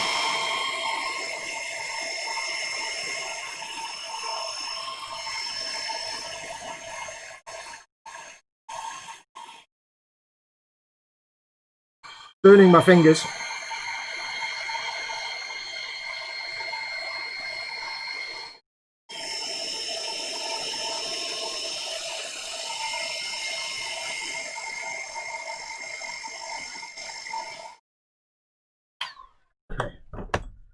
if that's flexible enough. Yep, got a little bit of flex to it. I'll simply line it up. All right. Give it a second. But I can't really blow on it because I've got a mask on. Should now be. Dunk it in the cold water. Basically, when you heat it up, it becomes flexible again. It's a bit faster if you've just got hot boiling water. You can use boiling water if you want.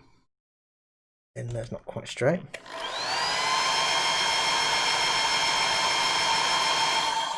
Just reshape this bit.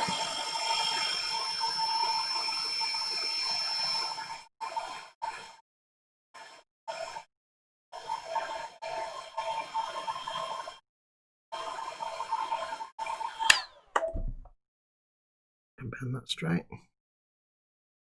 Might not be hot enough. Oh yeah, there we go. Bend that a little bit. Give it a second. Normally I blow on it, but I've got a mask on, so.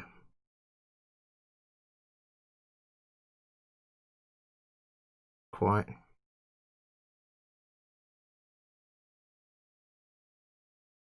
Looking a little bit off. More warms, I think. 1 second.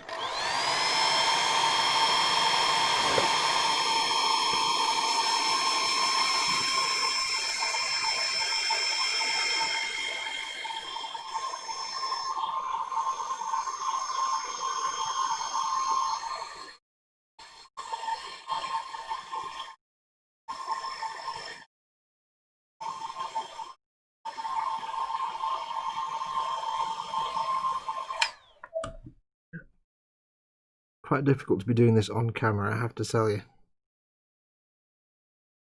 There we go.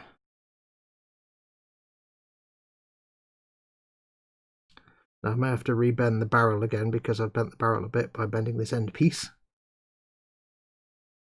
That there for a sec.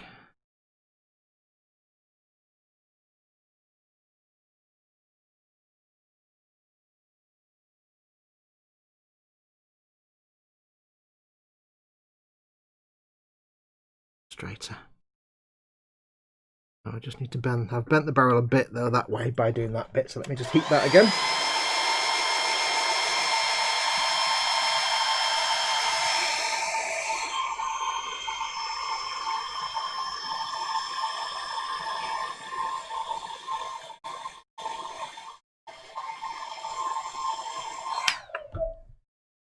It got quite to the side there, so I'll just bend that there. Hold it there for a second.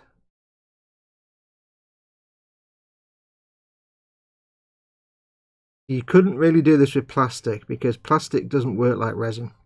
Resin is brittle. When you heat it, it's got long, I assume it's like long chain molecules. When you heat it, it becomes rubbery and reshapeable. Take the mask off so I can breathe on it. Hang on. Drop my glasses.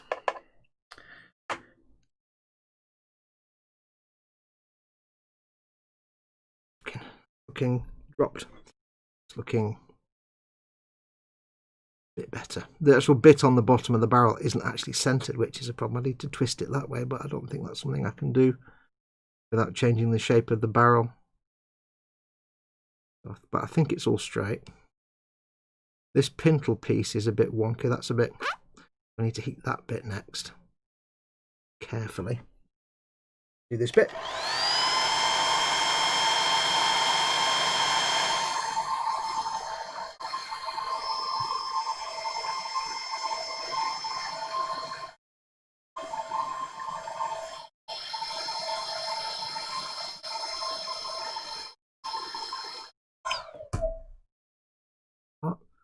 Bend that a little bit. The pintle's just not quite straight.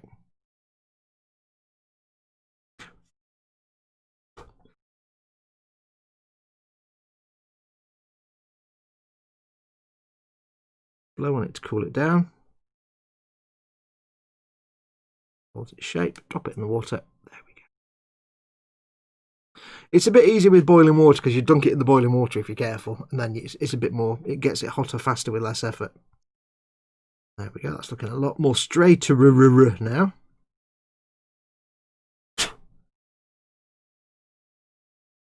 Spot on. But that's the kind of thing you have to do with resin. It's not hard for some things. It depends what it is you're actually doing, but it doesn't have to be hard. You were matron. Got that hairdryer. Now I still need to clean out the little holes in the pintle. I do like that word, pintle. Pintle. Right, so let me get my little pin vise. I'll have a quick look at chat as well.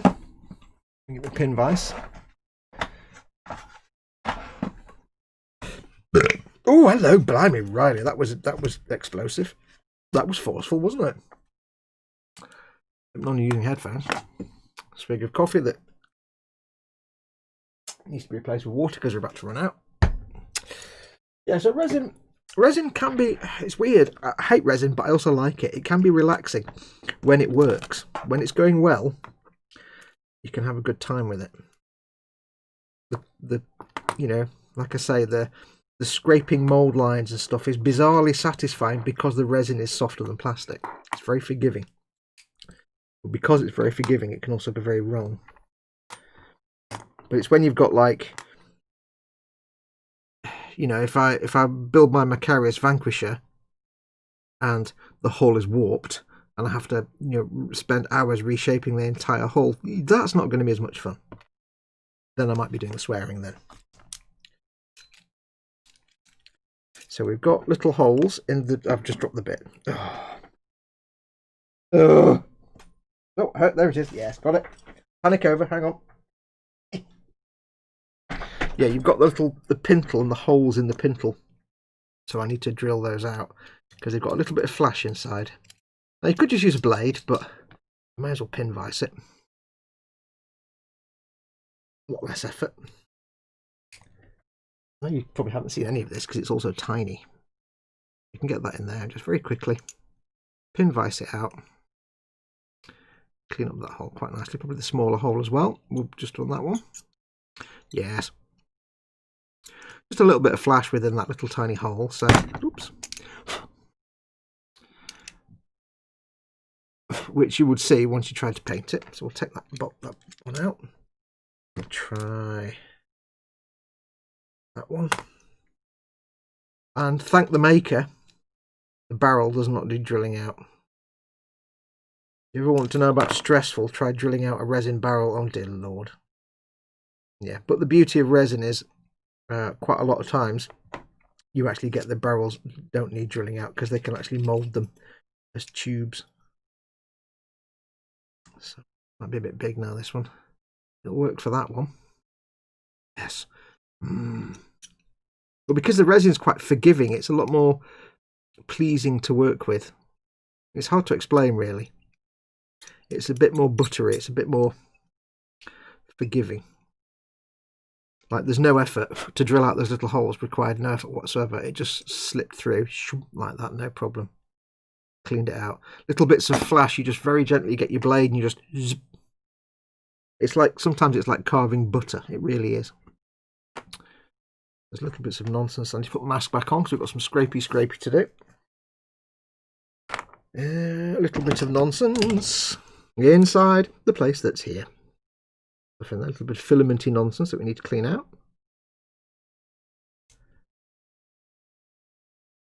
You can end up doing a bit more cleaning than you would with plastic, but that's purely because you've got more filamenty things and scrappy little bits that you need to clean out. Fine.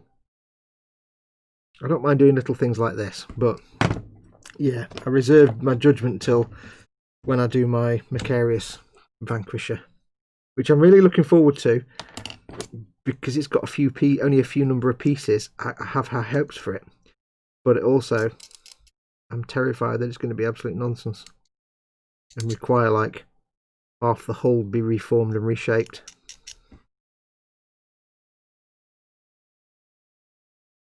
There we go, that's that. I think we now have a heavy stubber. Stubulatory. Excellent. Right. Go. That's that stubber done. I've got to be really careful of that. Have a look at chat. Burpage, yes. Wait said, who said STL files and merchant mechanoids? Out to slippage. Will someone please think of the seals? Looks like you've blown a seal and that's just snow in my beard. I had an Astra rack mini from Gale Force 9 3 times, and each time it's been arsed because it's resin. One time the pointy bits fell off as soon as I put my brush to it. Second time it was filled with holes. Filled with holes, that's an oxymoron, but yes, I know what you mean. That seal's been tampered with. I used Mr. Surface of primer and resin, seems to hold. Bits for painting. Clap 3 times for yes. You can use any primer on resin. It's porous, so any primer will be fine. Off subject, but how would the HOTAS work with the Odyssey DLC, asks James Purcell. Welcome, James. I've wondered that myself. Because the problem with the HOTAS stickers, it's going to be absolutely useless for first person, unless walking around in first person is just like driving an SRV, but with legs. I don't know. Or unless you have to have a controller connected at the same time, but then that gets tricky, so... I mean, right now, I don't know, because my HOTAS is bust anyway, but yes.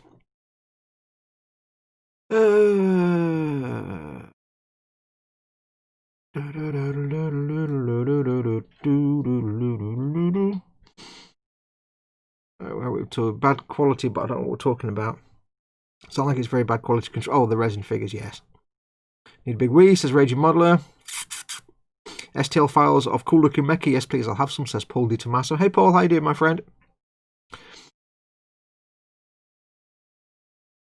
I know that if it were my company and the model looked like Astra, then I would be like, hey, you're not giving the quality that we signed you for, you need to fix that. Yeah, but then you run it as a business and you have to not waste resources. You still send it out and hope that most people will just fix it themselves. Look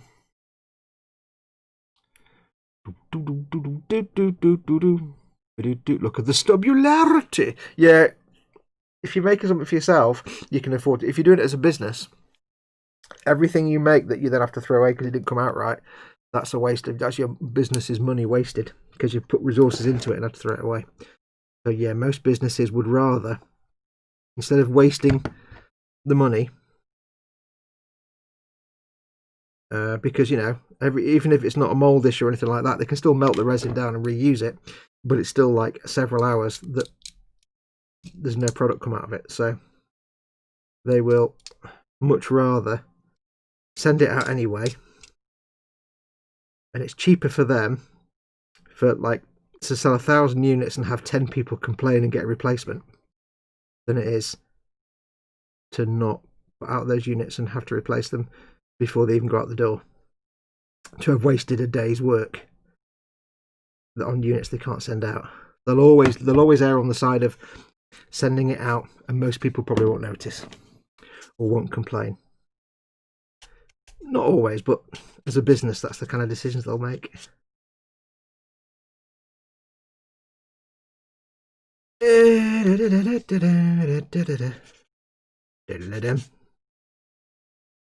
That bit. It's going quite well, this, so far. Nothing's gone horribly wrong, so I'm just waiting for the other shoe to drop. Yes. I still don't know which turret this is, if this is the gunner's turret or the commander's turret. I'm really not sure. I'm guessing it's the gunner's turret. Why aye, gunners? Spooky, by a groove, why aye? Whoa. Unlucky. I don't know why I'm doing a Geordie accent. Especially as the only things I can say in a Geordie accent are bite a grove, spooky, and unlucky. That's the only things I can say with even remotely anything approaching a Geordie accent. I love the Geordie accent. Why, aye, man. When many years ago, many years ago, Mahoney, and I used to work for a cable company. You'd have to call the the technical help desk every now and then for various reasons, and like if you had an engineer going out to fix someone's cable TV, you'd call the help desk, and it'd be the guys that coordinated all the engineers that you'd speak to, and one of them was this lady. She was a Geordie, but she had a really soft voice, so she spoke really softly, which is always nice anyway, but it was the really softly spoken Geordie accent, and it was delightful. And you always hoped when you had to call the engineer desk that you got her, because she had this so relaxing, her voice. It was like, oh, I could listen to that for hours. And I'm sure there's quite a few of the male staff that probably would admit to having a crush on that particular lady on the help desk. Nobody knew what she looked like because they're in a different part of the country, but that was always fun.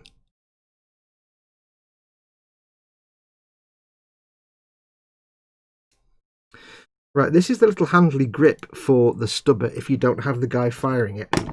You've got an option. You can have the guy with actually aiming the stubber, so he's got the triggers in his hands, and then that sticks onto the stubber. Or, I assume it's a stubber, not an auto cannon. Or you can have him not holding it and having the binoculars, but you've got these little trigger grips here. But they're quite flashy on the little holes. There's a lot of flash. And it's quite hard to get anything in there to clean it out. It's quite hard to see, especially on camera. I know there's a little bit of a chat in there for me, so I'll have a look at that in a sec. It's quite hard to see what I'm scraping away here. I need a bigger zoomage, I think, for my magnification ends.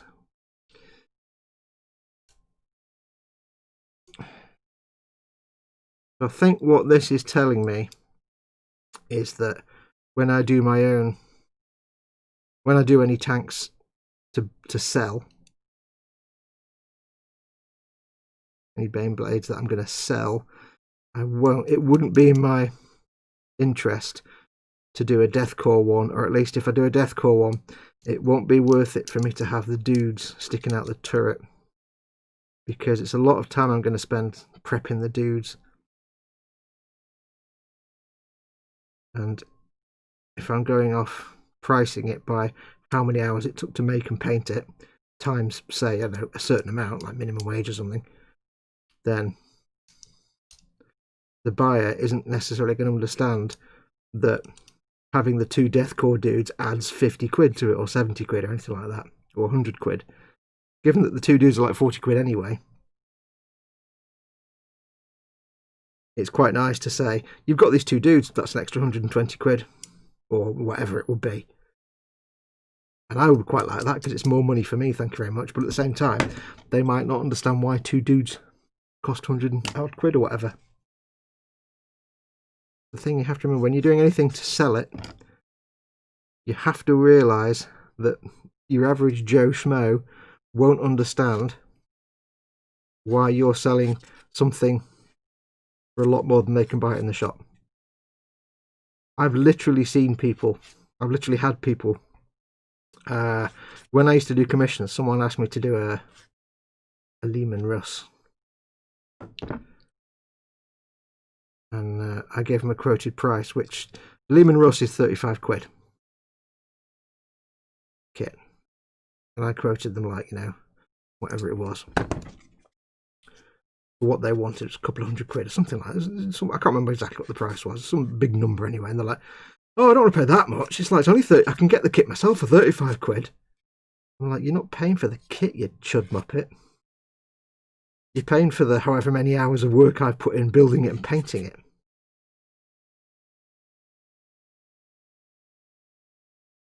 A lot of people will expect you, if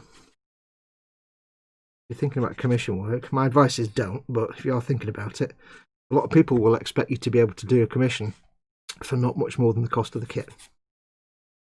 And you have to be able to say to them, no, that's not how the real world actually works.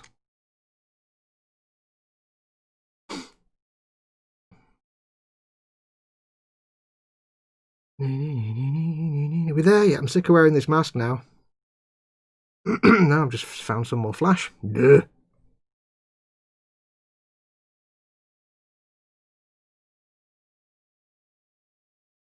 Hard to get to as well. From this side, it looks like it's nice and clean, but from that side, you can see all the flash on this side. It's like, oh, fudge. Yeah, so like, I don't think it would be worth it for me to do a Baneblade with Deathcore figures in it. Unless I'd be fairly confident that people would pay the extra, because I'd probably be saying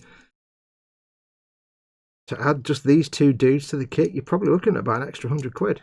if not more. I mean, at least 40 quid for the figures, or whatever they cost, 35, 25, 35 quid. But if it takes me, 8 hours to do the figures, what's 8 hours times minimum wage? If I was charging minimum wage, for example,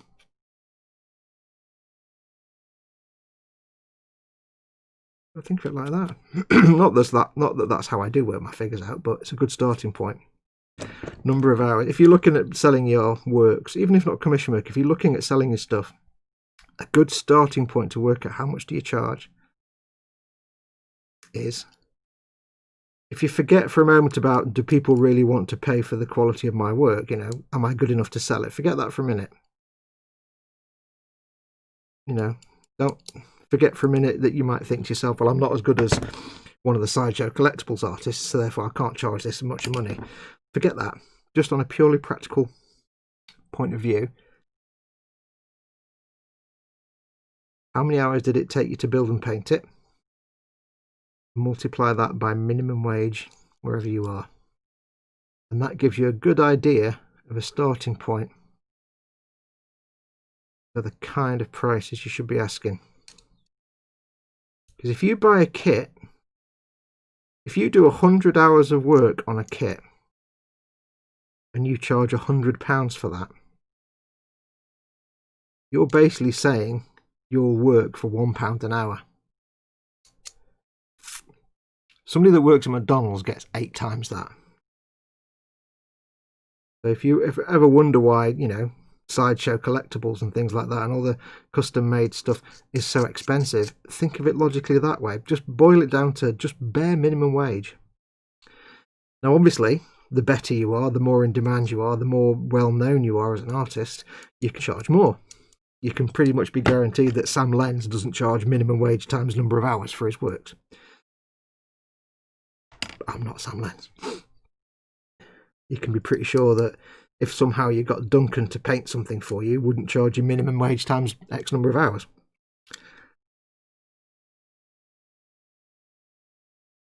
So, but it's a good starting point to just get your head around how much should I charge. Do at least that calculation and then factor in how good am I? People don't know who I am. How likely are they going to be to pay that kind of money for someone they never heard of? And that's kind of a moot argument now, because when somebody's going through eBay and looking for, fully professionally painted Warhammer and stuff, they don't really care who's done it. They're not looking for a name. They're looking for a photograph of your model looking kick-ass, and that's all they think about. They don't think about who's the person that's painted it. Who is this Bob Smith? I've never heard of him. This Ted Johnson, whatever.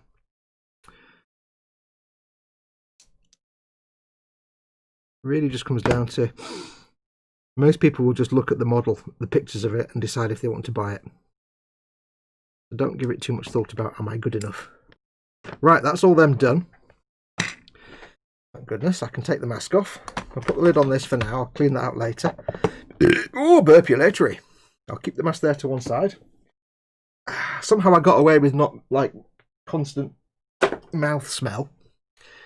Which, if you wear a mask, obviously you should be around at the moment anyway. It's the worst thing. It's having to go out.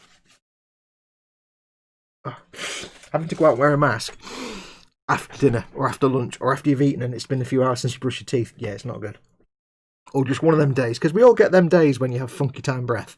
I'm just going to go empty this water away. In fact, no, I'll keep it to one side just in case. We all have it. We've all had one of those days where no matter how many times you brush your teeth, you have the funky town breath situation. You can't get away with it. It just happens to all of us, no matter how hard you try and avoid it. So, yeah. I'm going to get some of this water.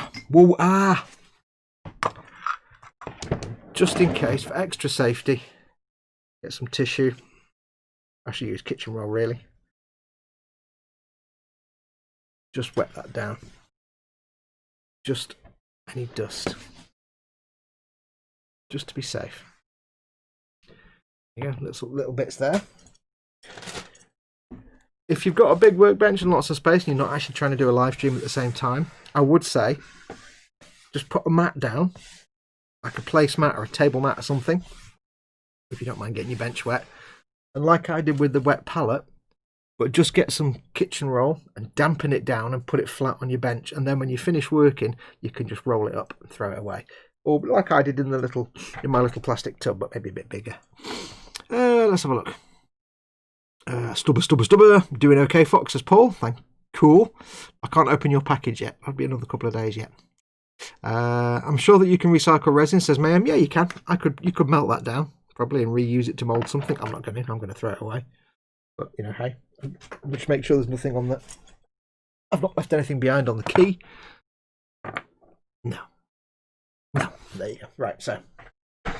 I'd rather have things fixed in a day's work wasted than send out subpar things. That's just me, to be fair, says Mayhem. Yeah, when it's you doing it yourself, that's one thing. When you're running a business and a day's work wasted could be thousands of pounds, your business might not be able to afford to do that.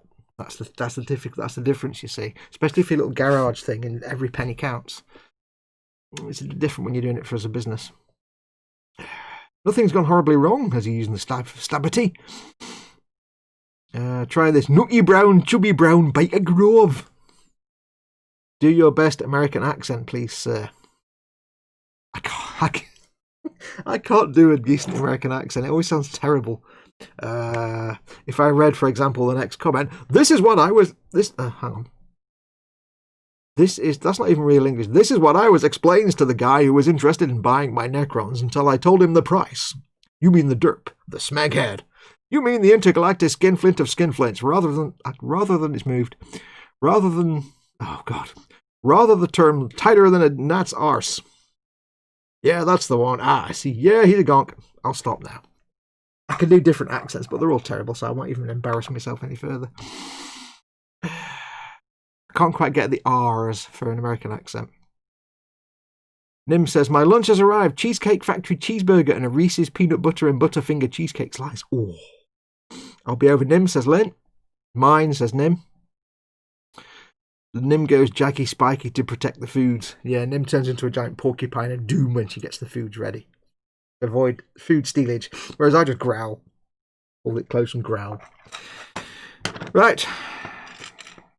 Now, we have the dudes and the things.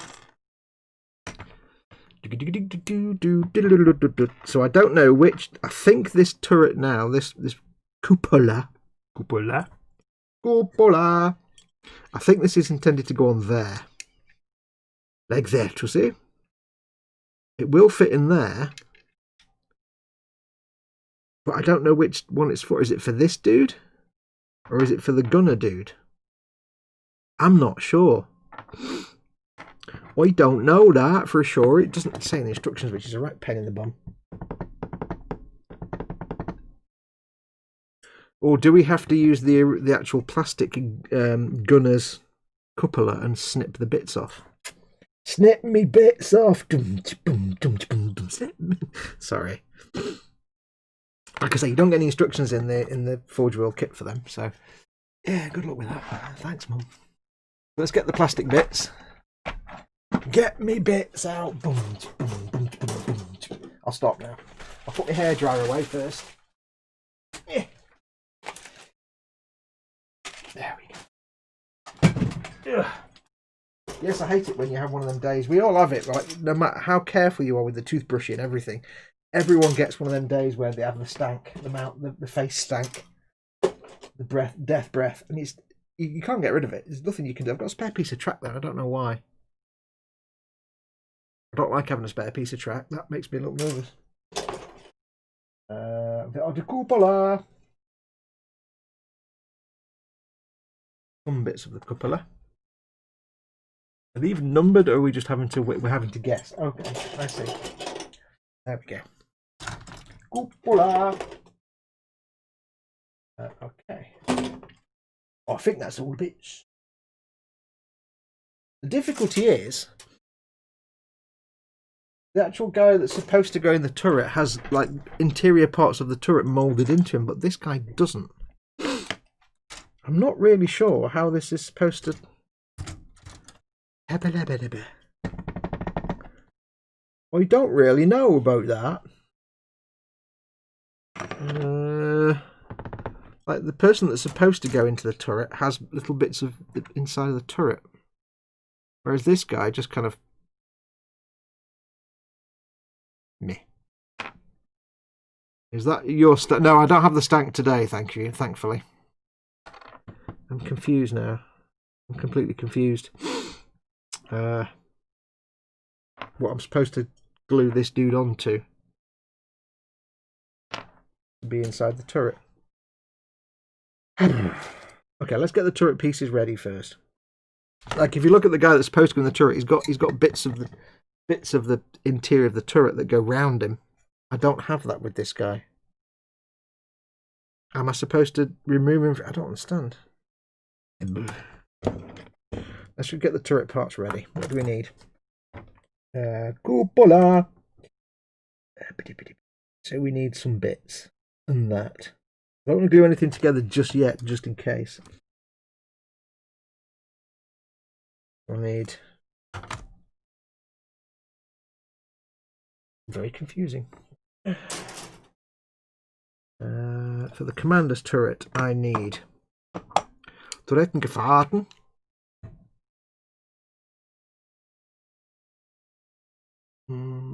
James Purcell says, if in Elite, if you're ever back in the bubble again, I would love to fly with you, sir. And gives me a salute. Yeah, I will be one day. I'm like, billions of miles out.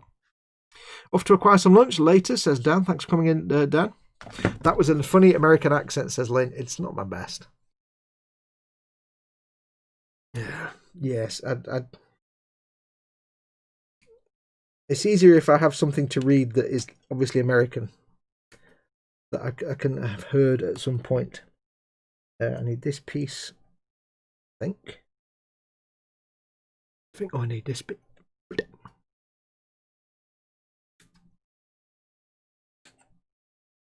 Like if I'm doing, say, Sam and Max or something, I've got something to refer to. You mind if I drive, Sam? Not if you don't mind me clawing at the dash and screaming like a cheerleader. This ain't the Lincoln Tunnel, Sam.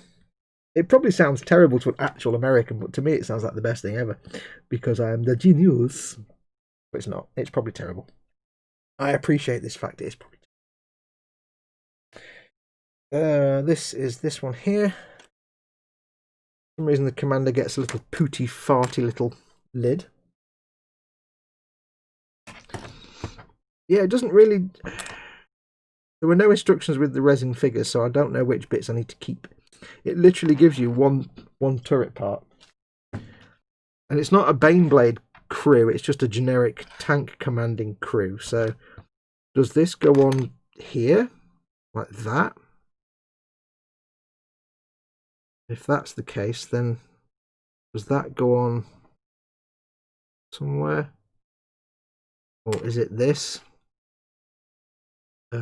Somewhere. I don't want it to look like terribly badly done. I think that goes there like that. So those little springy bits there are for these two side plates, which I guess are that way. That makes sense.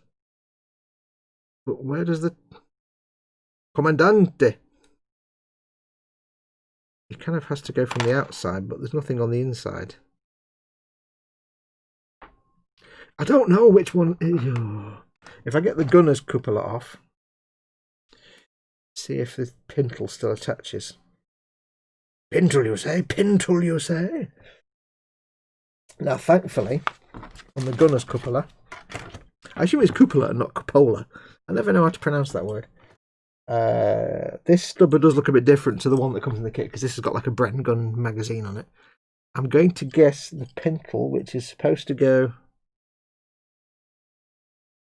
there. Again, indistinct instructions, thanks.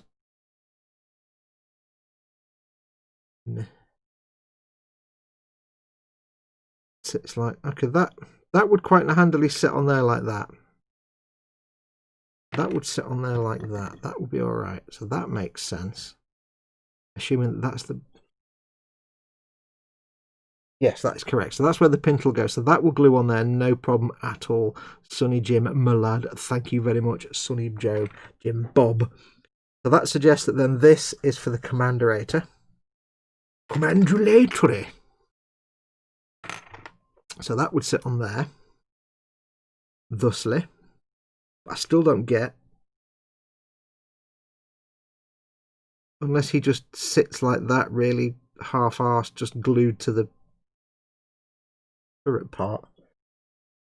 With just floating in the air with nothing inside. That's a bit gimpy, isn't it? It's a bit... I mean, it works, but it's not... He is just kind of floating in the air. I'm floating in the air. I'm floating here. I mean, it works. It just looks a bit gimpish, that's all. There's just nothing there holding him in place. He's just sat there like a chud. Sitting like a chud on the dock of the bay. No. I mean, I can do that. I can do this. It's just not very satisfying. Because the other guy has internal parts, if you pardon the expression. Oh, we work with what we've got. Now, if I have the guy firing the Maschinengewehr, his arms glue on. Oh, lovely. His arms actually glue on. His arms stay in place when I stick them on. Yes. Gluing his arms on will not be a problem. I'm liking that. He will pop his little head out. Pop me head out. But the trick you have here, of course, is he needs to attach to the gun in some cunning and devious way. I think I've left some of the... He needs to attach to the gun. But... I'm upside down. He attaches to the gun like that. I think that's part of it, not just a nub. But it's coordinating this being glued to that. And then his arms. Now this thankfully just glues in place like that, and that's it, end of. That's the entire conversation. There's no positioning it. So I think you need to glue this to there. And then come along and glue him. You glue the arms onto that. Because the last thing you want to do is glue the arms onto him and then suddenly find that he's sat in the thing and it's like that because it doesn't line up. But I don't know how he attaches to the... You have to glue the arms to him and then he needs to glue to the gun. But which one do you do first? Super glue fixes straight away. It's not plastic. You can't wiggle it around. He doesn't seem to attach to the cupola itself. They've really not made this very easy at all in any way, shape or form. Thinking perhaps some plastic card might need to go under there to hold it in place. So that he goes there. Gun on the pintle like that. I'm thinking there might need to be some plastic card in there to lock him in. Lock him in the place. So he goes there like that. Gun on the pintle. I know you can't really see this. He goes in, sits like that, and then that lines up not at all. I think either way I'm gonna have to glue the gun to the cupola first, regardless. I think. So we'd have to do that bit anyway. Because there's nothing that goes inside his turret. Again, the normal figure he is, has a thing that goes inside the turret that glues in place. But he doesn't have that. It has like the interior part of the turret, but he doesn't have that. He's just sat there like a lemon. Okay, what's chat saying? Did you accidentally trim that part off? Says Lynn. No. Burpage. Edward Len's been on the phone for 1.5 hours arguing with AT&T about a DirecTV bill that should never have been. Crooked gun. It was. Not anymore. Hope you won, Edward. Yeah, I hope you got away with it and got them sorted out. Yeah. Right, so I think, because then that sits on there like that. Right, I think what we need to do is we need to attach the stubber to the turret anyway first. That needs to be done regardless. Let's get ourselves the CA glue And the back of my head. I know you can see the back of my head. Need the thin CA glue. Back of my head, back of my head, back of my head. Super match game. We'll need some squidgy tubes. This is where it all goes wrong with half an hour to go. We've got some squidgy tubes. Back of my head, back of my head, back of my head. Super. Oh, drop things. Super match game. There's also the door, the hatch for his turret, which we can cut off the sprue as well. But it's just a bit annoying not having the bit of... Wait, I've got that hatch. Or I've got this hatch. Wait, what? This guy wants that hatch. No. There's going to be a handle on there, that's why. Super match game. Boom. Okay. Right, so. I'm overthinking it now, aren't I, dear? Yes, dear, you are there. Okay, dear. To preserve one's sanity and workbench, I shall get out the glass surface of glassness. Which I may regret.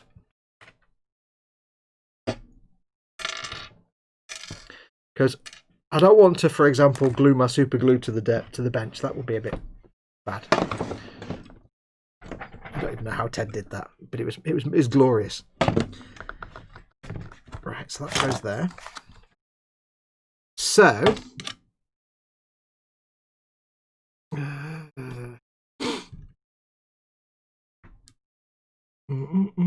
Fox will be opening the package tomorrow, asks Paul. Not tomorrow, it's got to be a couple, 2 or 3 days normally in quarantine, and it came yesterday, so probably Tuesday, Wednesday. I mean, I was debating whether just to leave it till next Sunday, but I'll probably do a little mystery package times. Tuesday, Wednesday, something like that. If you don't know, Paul Di Tommaso sent me a little package, a little gift of some sort. So it's just sat on the tea towel of quarantine at the moment, being all nice and waiting politely. Right, so we'll clean up. We'll do the gunner first. Now then, Gunner Graham, laddie, now Gunner Graham.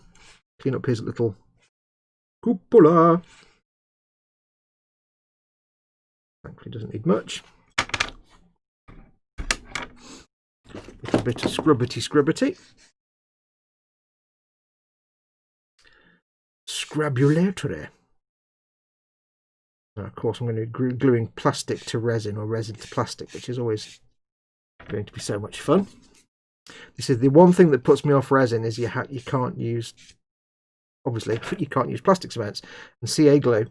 If you use epoxy or CA glue, you put the pieces together and that's it, they're done. You can't wiggle them around, you can't adjust them. That's it, once you're done, you're done. If it goes wrong, you've blown your trousers. So what we need to do is attach the stubber first. And this is, regardless of how this goes, this has to be glued to place anyway.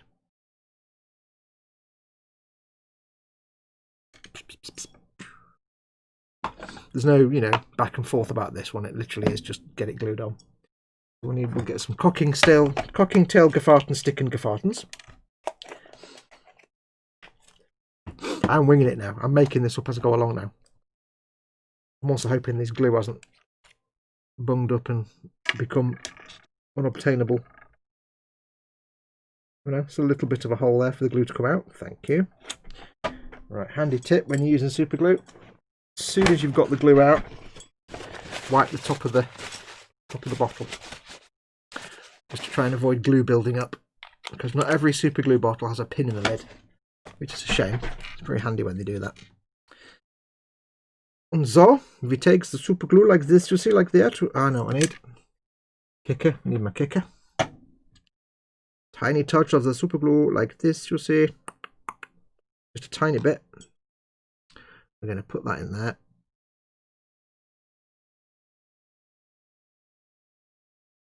We're going to get it on there and get it straight. Would be a good start.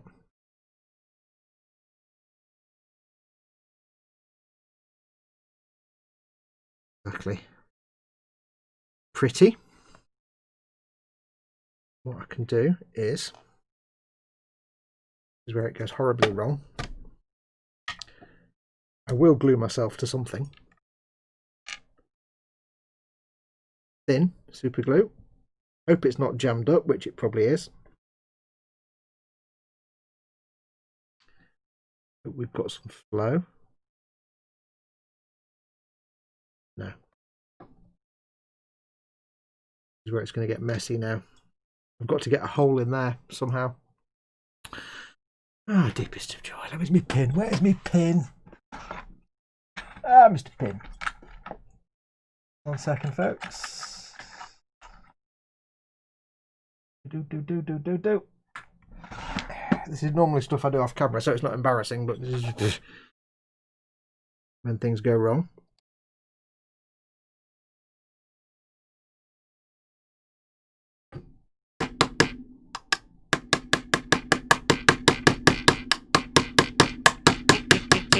That's really loud, I know. Apologies. Get off that. This might now work. Let's find out. The thing is, the slightest squeeze on this bottle and it just splurts out super glue everywhere, and everybody dies. Right, there we go. A little bit of motion. So what I'm going to do now is very, very carefully, using this little tiny pipette glue applicator, very carefully touch it to that little joint there.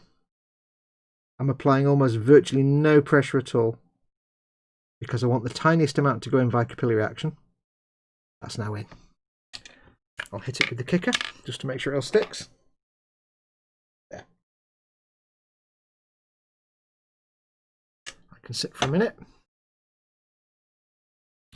Perfect. Now I have to hope that this doesn't seal up. It might do. It might just end up sealing itself up. So that's on. So now we have the difficulty of this commander dude, who just needs to kind of sit like that, which is weird. I don't really know how he's supposed to. Yeah, that's supposed to work.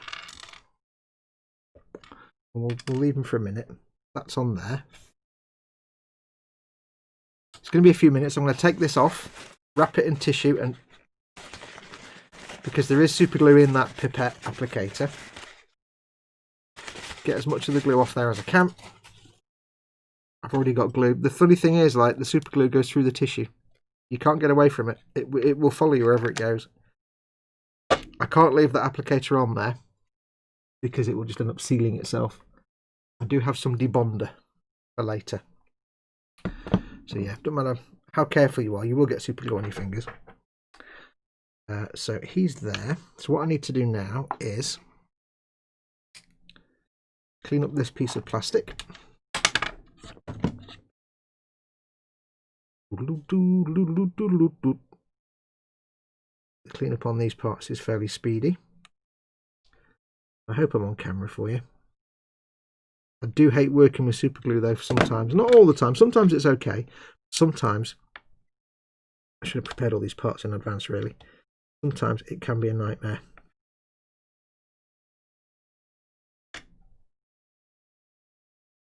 I should have really got all these bits ready first. There we go. So that's there. Let's get the sponge on. Sanded down a bit. It's not too important this bit because you can't really see inside this part of the cupola.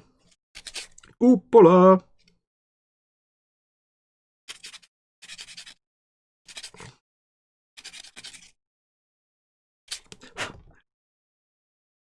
Most likely suffice, doesn't matter which way around I orient that. The outside done.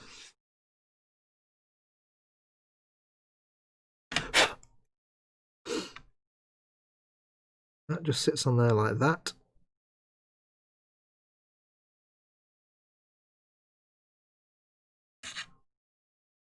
Doesn't quite sit perfectly in the centre, but it's close enough. So I need two. Not grab the end of the cocktail stick with the super glue on it. Hello, Fox. How are you today? I'm fine, thanks. Some super glue to these sticky up bits, and I'm doing it off camera. I do apologise. I'll run some thin in a minute. I'm just getting it on the top of these bits for now. Yep. That can just sit on top. Snicked. That. Top of a Dalek. Oops. A kicker. There we go, that's that bit on.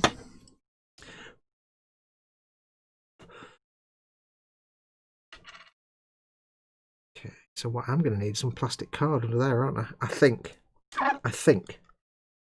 This is where I'm not sure, you see. If I now loosely put the arms on this guy here. Now this is not very interesting to watch. And I put him on the glass. It should fall over. Yay! Should put my hand in the super glue. Yay! Oh dear Lord. You will get covered in super glue. Don't try and avoid your fate.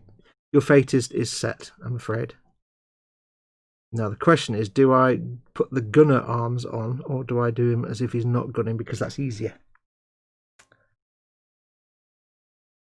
Because I'm trying to coordinate loosely fitting his arms and where the gun is. And you know what? I think he's going to be holding some binoculars. Yeah. I think we'll have him with his arm on the gun or somewhere, and with the binoculars in his other hand. We can have them both with some binocular action going on,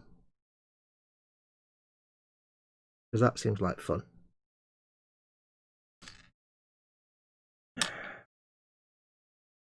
Because I'm not going to try and coordinate his hands, his arms on his body, and also on the gun as well.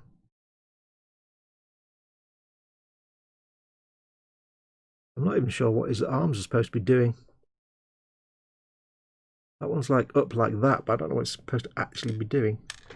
So let's try something. Let's try a little bit of magic stickery. Or as we like to call it, blue tack. Blue tack and gefahrten. Yes, he sits there like that. Now, I know you can't really see this, so I do apologise. Is this arm supposed to go onto the weapon? Is it supposed to just sit? Okay, his hand will rest on the gun if I get him in the right position. Okay. It's a bit hokey, but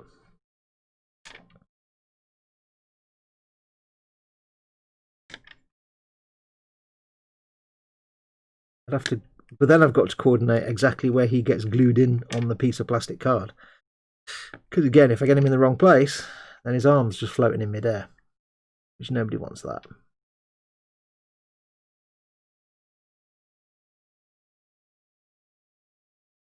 But it would be around about that, like that, maybe. Okay. All right. Fiddly nonsense. Raging modeler facepalm. Right, let me get a bit of plastic card.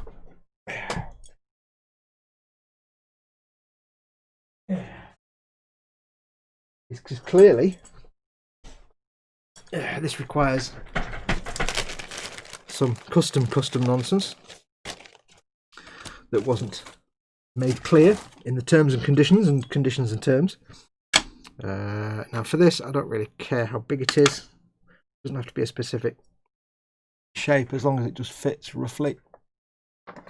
So say Burpage, let's say that's the size of the hole as he knocks the gun with the pencil. Wobbly that. So I need to cut it a bit bigger than that. Just a touch. Just trim this off. This doesn't have to be neat or anything like that. Just needs to get off. There we go.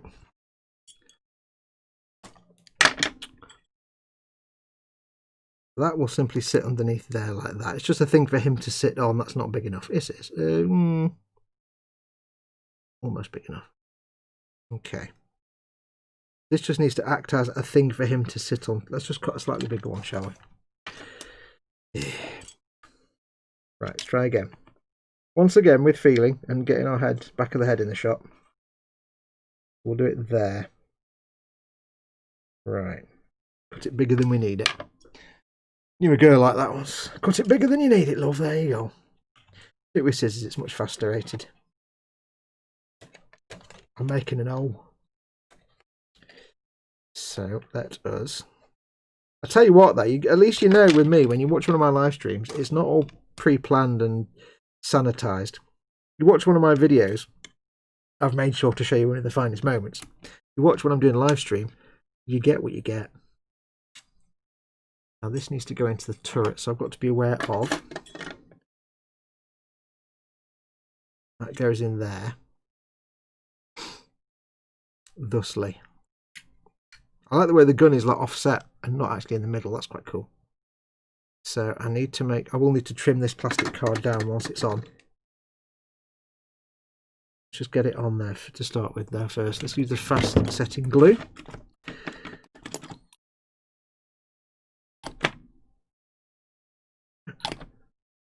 Of course, it's just polystyrene and polystyrene, so I can just get it glued. And trim that down in a bit once it's all set properly.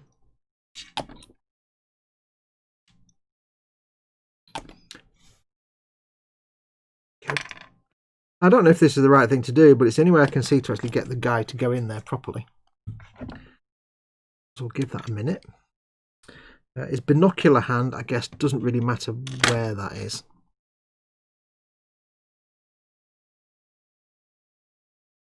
I'm guessing his other hand's supposed to go onto the binoculars.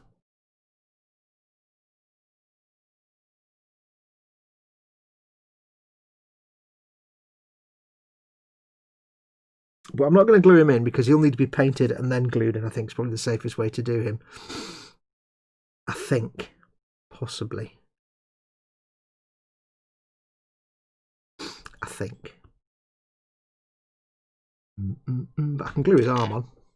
Glue me arm on. Boom, boom, boom, boom, boom. I've got a little bit of glue left that I've removed most. I'll just get some more glue. I did unfortunately remove most of the glue with the heel of my palm of my, well, the heel of my hand, like a specied. I'm special and you know it. You wouldn't have me any other way. Don't deny it. Touch of glue. Now there's a little concave hole, so this first dot of glue will get the arm on. But I'll need to go back in with the thin glue later. Lock it all in place. A bit like you do with the fat glue, and then you go in with the Tamiya extra. Or you could just drop it and ping it off. That's the other option, of course. Like you do with the fat glue first to get the arm on with the Tamiya glue, and then go in with the extra thin afterwards. See why I'm not that keen on super glue, because it is a pain. Bit of kicker.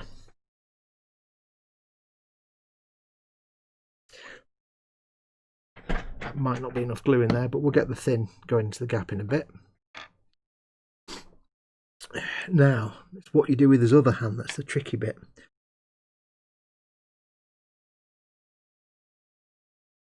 So he'll go in there like that. And I appreciate you probably aren't seeing any of this. But he doesn't have to be actually doing anything with the gun. He could just be...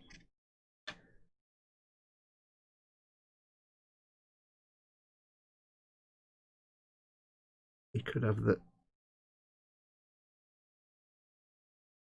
Again.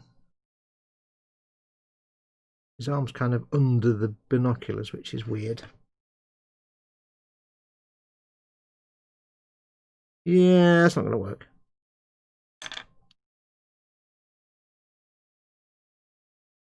Okay, so his arm does something, but it's kind of just floating in air. Mind you, I've not put the handles on the gun yet, have I? Where's the little handles? Where are my little handles? I bet I've lost the little handles now, haven't I? Because they've pinged off somewhere, I bet. What's that? Click. Come on, folks, where's my little handles? I may have to go and find them. I forgot, of course, you've got the trigger grip. His hands might interact with that.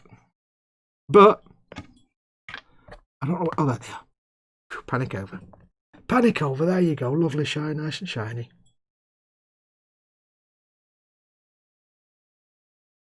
Not sure how they attach.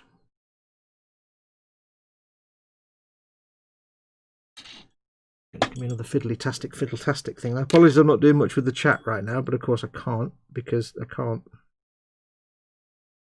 What this nonsense to be doing. I think that just sits on the end like that. Get some tweezylators. So, touch your glue on the end. Hope we get it right first time, because if we don't, we're a bit knackered. You can debond it, but it's not easy.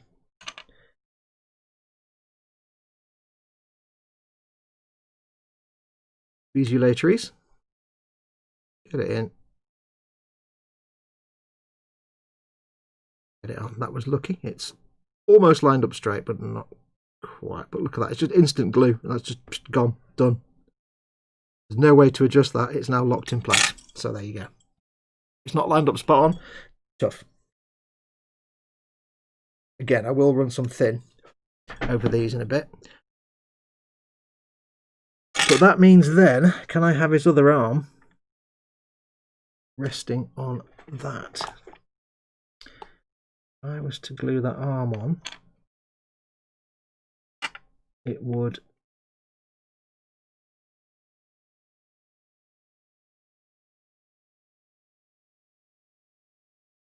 really work, because his binoculars are in the way. That's weird.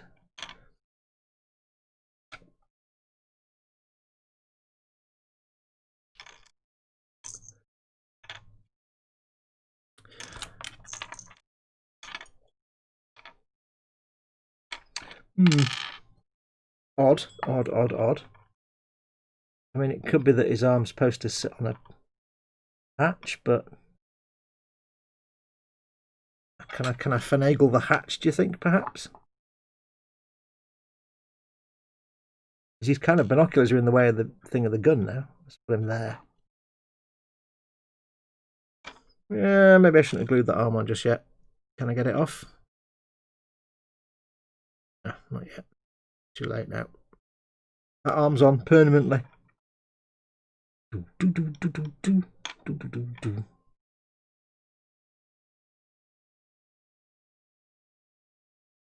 Can probably finagle it somehow, but I think I need to do that off camera because I can't get close enough to look at it, and you guys just don't want to see the back of my hand.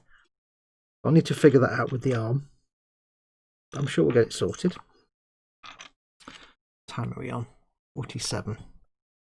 Oh yes, you do have plastic card in your Amazon link. I shall be ordering that for when I use Toon Tanks for Grot Tanks. Cool, thank you very much. Dudes and superglue don't mix, says Skipper Scale Models. Hey Ted, welcome. Yeah. Correct on both counts. You mean Fox and superglue don't mix? Yes. Or maybe they mix a little too well. Finagle is hatch, says Edward. Yes. Right, now for this other one. For the Commander. Welcome, Commander. Like that. So again, he's just going to float like by magic or something, and seems to be. But he's got two hatches. That's one hatch and another hatch. Of course, I've still got a hatch to put on this guy as well. But the hatch can go at the back. Like a back hatch of some sort. I may be able to potentially bend his arm by heating it to get it to go somewhere else, but it's without a picture of what they're supposed to look like because I threw the packaging away. And there's probably a picture on the outside. I can't remember what we're supposed to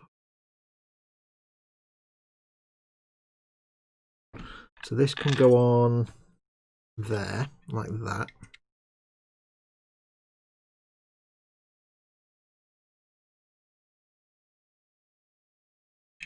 I think it makes more sense if the hatch is open to the side, which will be there, because you've got the little periscope window there, but not one at the back.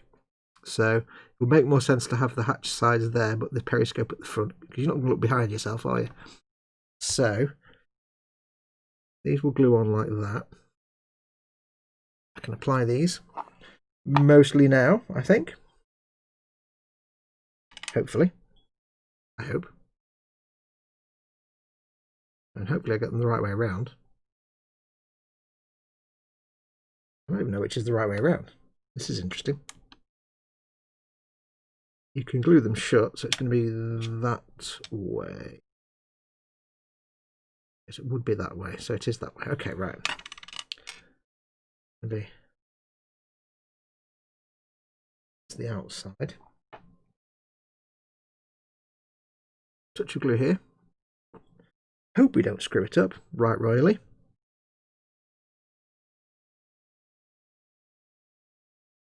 Lovely. We'll need a bit of thin on there. We'll sort that in a minute. As long as I just get enough regular CA glue on there just to make it stick in place for now. I can use the old capillary action of the thin to get it to lock later. Just like you do with the extra thin, basically. No different to that. It's him behatched. I'll rephrase that. So those are the hatch covers on there.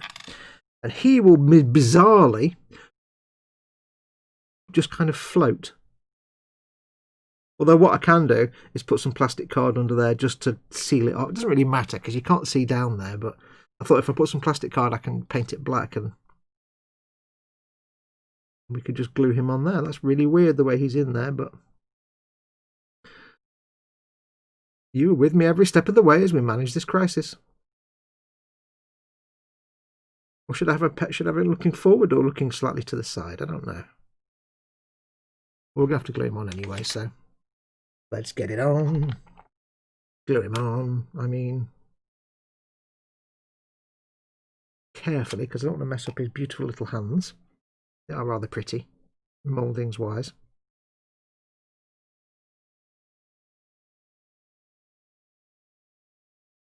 Very strange, there's no supporting structure, it's just literally that. Hello, I am Tank Man now. That will need some thin. It's actually a lot more glue, I think, is what it's going to need. Let me get some more glue from bottle. Hang on a minute. Drill that hole out. It's getting a bit sealed.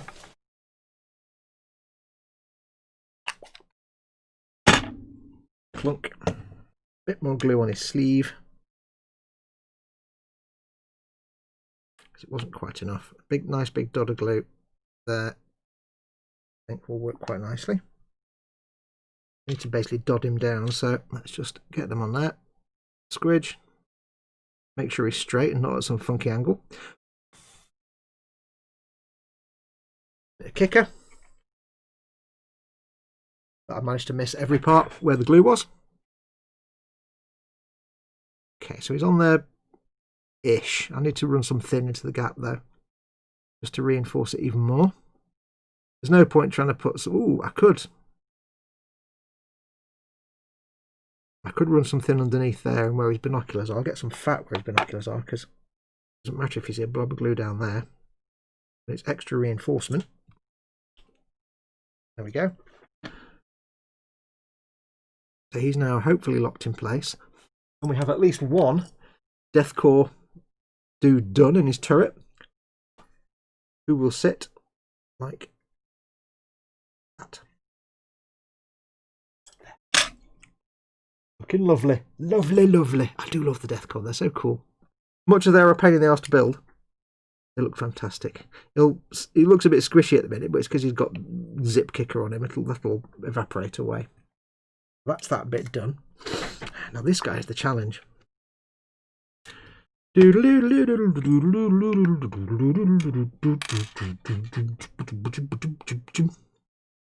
do I do with his other arm? What do I do with his arm? I don't know what to do with his arm. It is quite confusing. I mean, I can have his hand like that as if he's shielding his face, but that just looks stupid. His arm wants to go there where his waist is. That's where it wants to go. Kind of, I think. Maybe not.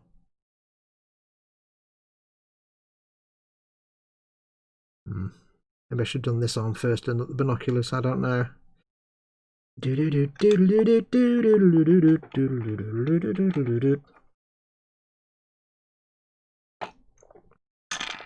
Darn it.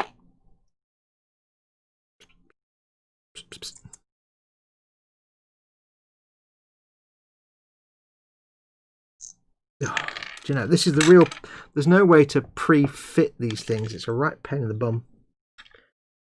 That's the problem. You've got to kind of hold 4 different things in place and try and put your finger in the super glue again. God damn it. Oh, you wonder why I don't stream anything that involves super glue. Well, now you know. I need a bit of blue tack because I've lost my other bit of blue tack.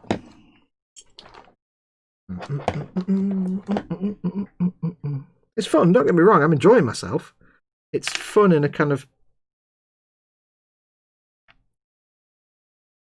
masochistic kind of way. I put him there looking outwards.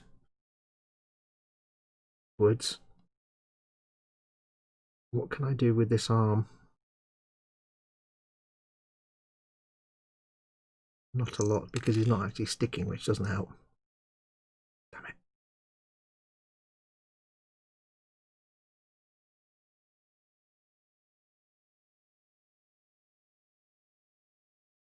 No, it's not going to work.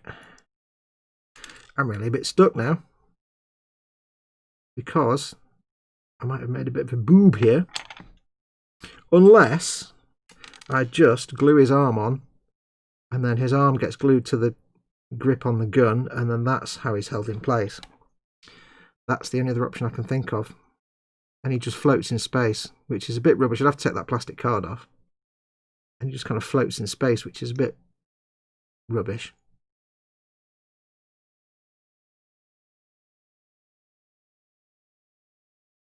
It's not ideal. Not really ideal. Not really a good solution, really.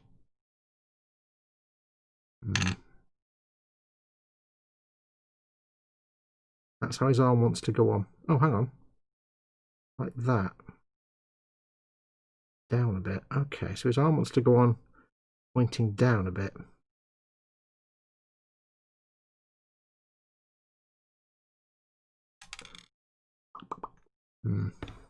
I think I may just have to glue his arm on and then we'll take it from there. Because I don't think I've got a lot of choices where his arm's going to go. I can bend his arm a bit around. His arm seems to want to go like that.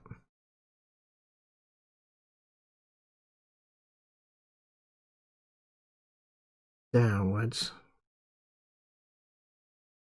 Not upwards. So something like that. Down at his waist level. Okay, that I can possibly live with. That might be more doable. Let's put it on and just see what happens. We'll have to finagle our way around it afterwards. I can always use the power of hair dryers and heating if necessary. If we just take it, risk it from there, because then there's a big gap there, you see, under his shoulder. This is the problem. What looks good at the front may not look good at the back. Big gap down there, you see. You can sit like that. can somehow fit in there. You can look out to the side wistfully and just about get away with it. I know it's a bit rubbish. You can be leaning over the gun. No, it seems a bit pants. I think you'd have to be looking out to the side. Maybe.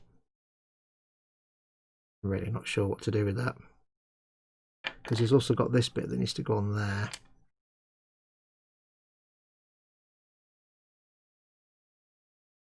But there is a big gap down the side of his arm there. It's a bit gnarly, but it's too late now. It's glued on. Oh, there'll be some crying in the showers tonight. Let's get the cover. The cover goes there, doesn't it? Cover goes on like that.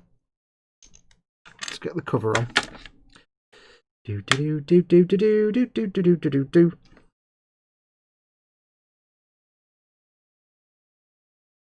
I mean, worst comes to the worst, I just put the whole thing in the fire and burn it.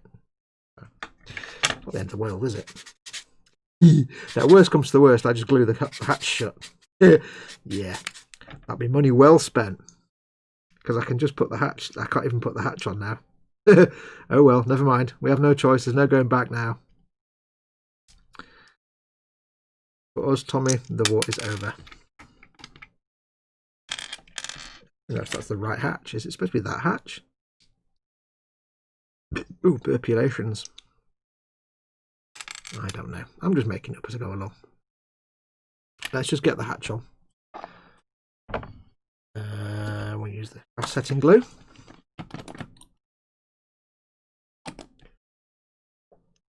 Fast setting glue is not going to be helpful at all there, is it? No, not really. Get on the not fast setting glue then.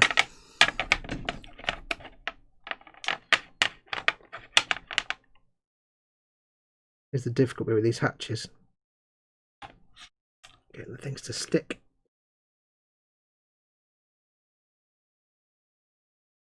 I know what I can do. Hang on. Stay there. Don't go anywhere.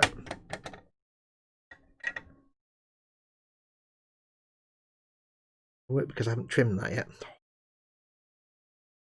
Hold it for a second then. There. It's getting the hatch to miraculously stay in place. That's the tricky bit. Because it's not going to do that. Oh! Fie and thrice fie. Right, let me try something. This is last minute panicky building work in its finest embodiment. This is the way some things go sometimes. Last minute and rushed. Nothing wrong with that.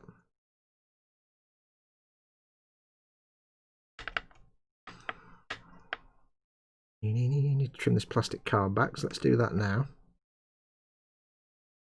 So I can put this on the turret.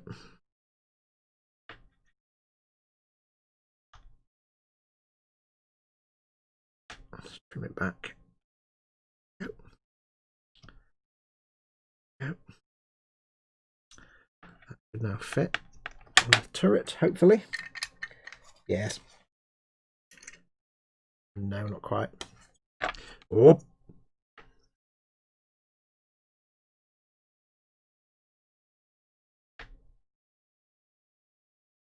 Oh. I hope I've been on camera, by the way.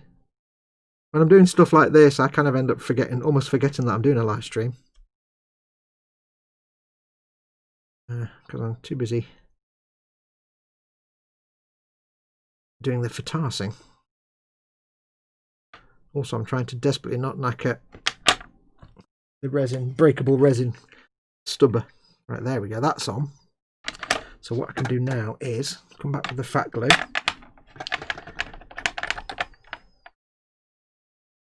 Glue on there, just a touch. Get the hatch, which needs a handle on it. No, that didn't plan well at all, did it? That can go there. And then what I can do is get a chunk of something. underneath it, just to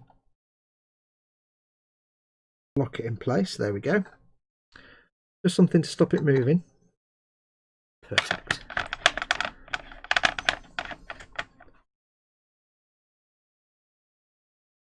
And it does mean, of course, when you look at it at the final thing, this little hatch will miraculously just be defying gravity and just floating in midair. But hey, Warhammer.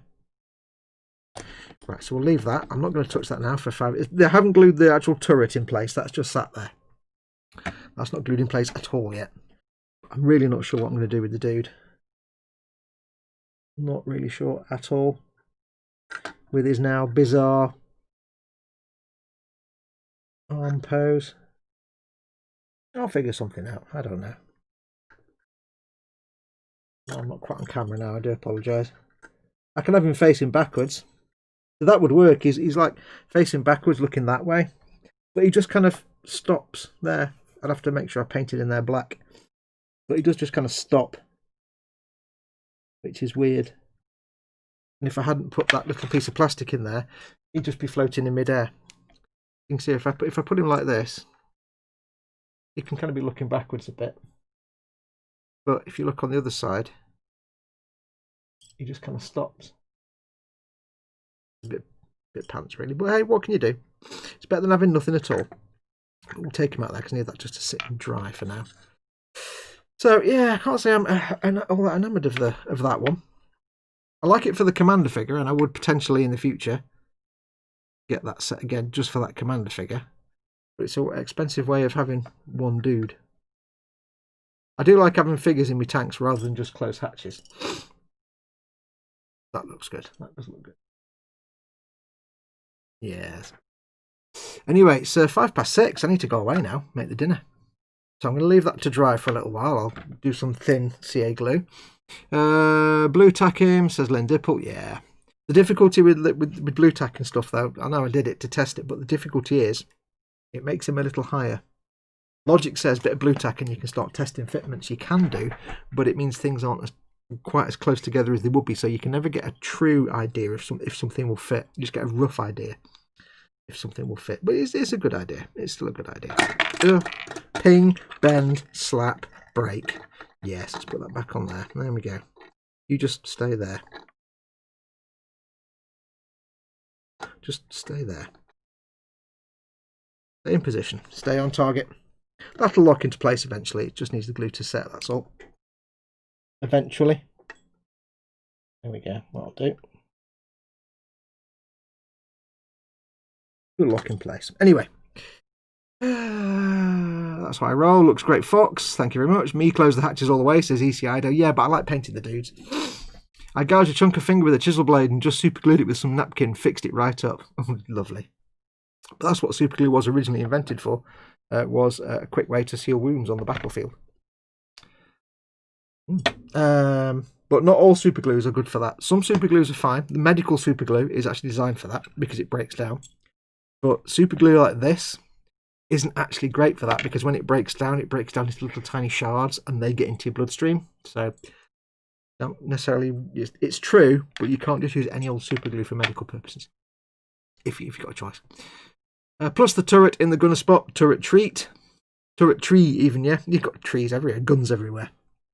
Anyway, that's going to do us. Oh, put the turret in the gunner spot so you have a turret. I see what you mean. Oh yeah, good idea. I didn't have thought of that. But yeah, that's going to do us for this week, or for today. I'll let that dry for a bit and I'll fettle around with the guy a bit more. Like I say, he might be facing that way and he might like just have it just stop, but there's not much more I can do really. I can't not have him. I can't just float in there. So if I paint that little base of that turret black, at least it gives him some closure, I suppose. Anyway, that's going to do us. Thank you very much for watching. I'll just make sure my buttons are still working. Oh yes. Hang on. Oh no, Ted. My buttons are working, but Ted didn't work. Hang on. Let me just check Ted. I think Ted's settings might be incorrect. There we go. Yeah. For some reason Ted always changes. Slap it on. There you go. Ted's happy now. Yes, thank you very much for watching, everyone. My little cat-handed falterboutery with this. I think it's told me that basically when I make these in the future to sell, I'm not going to be putting deathcore dudes in there. If I do, I'll just be putting one in, but that might add 100 quid to the model, so I don't know if people want to pay that extra money. But yes, thank you very much for watching. Take care of yourselves. Don't forget, of course, tonight, I think it's Ted tonight with the Warhammer Sunday. I think it's Ted. Ted, if you're still watching, please in chat let me know if it's you. If it's Ted's turn tonight for Warhammer Sunday, it's Skipper Scale Models. If it's Chris, it's obviously Gross Models, but I think it's Ted tonight. I think he might be painting his Hydra. We'll all, of course, be back on Monday for eModels Monday. That's on the eModels YouTube channel, so make sure to stay posted for that. We'll post up on the Facebooks and Twitters and everywhere else anyway.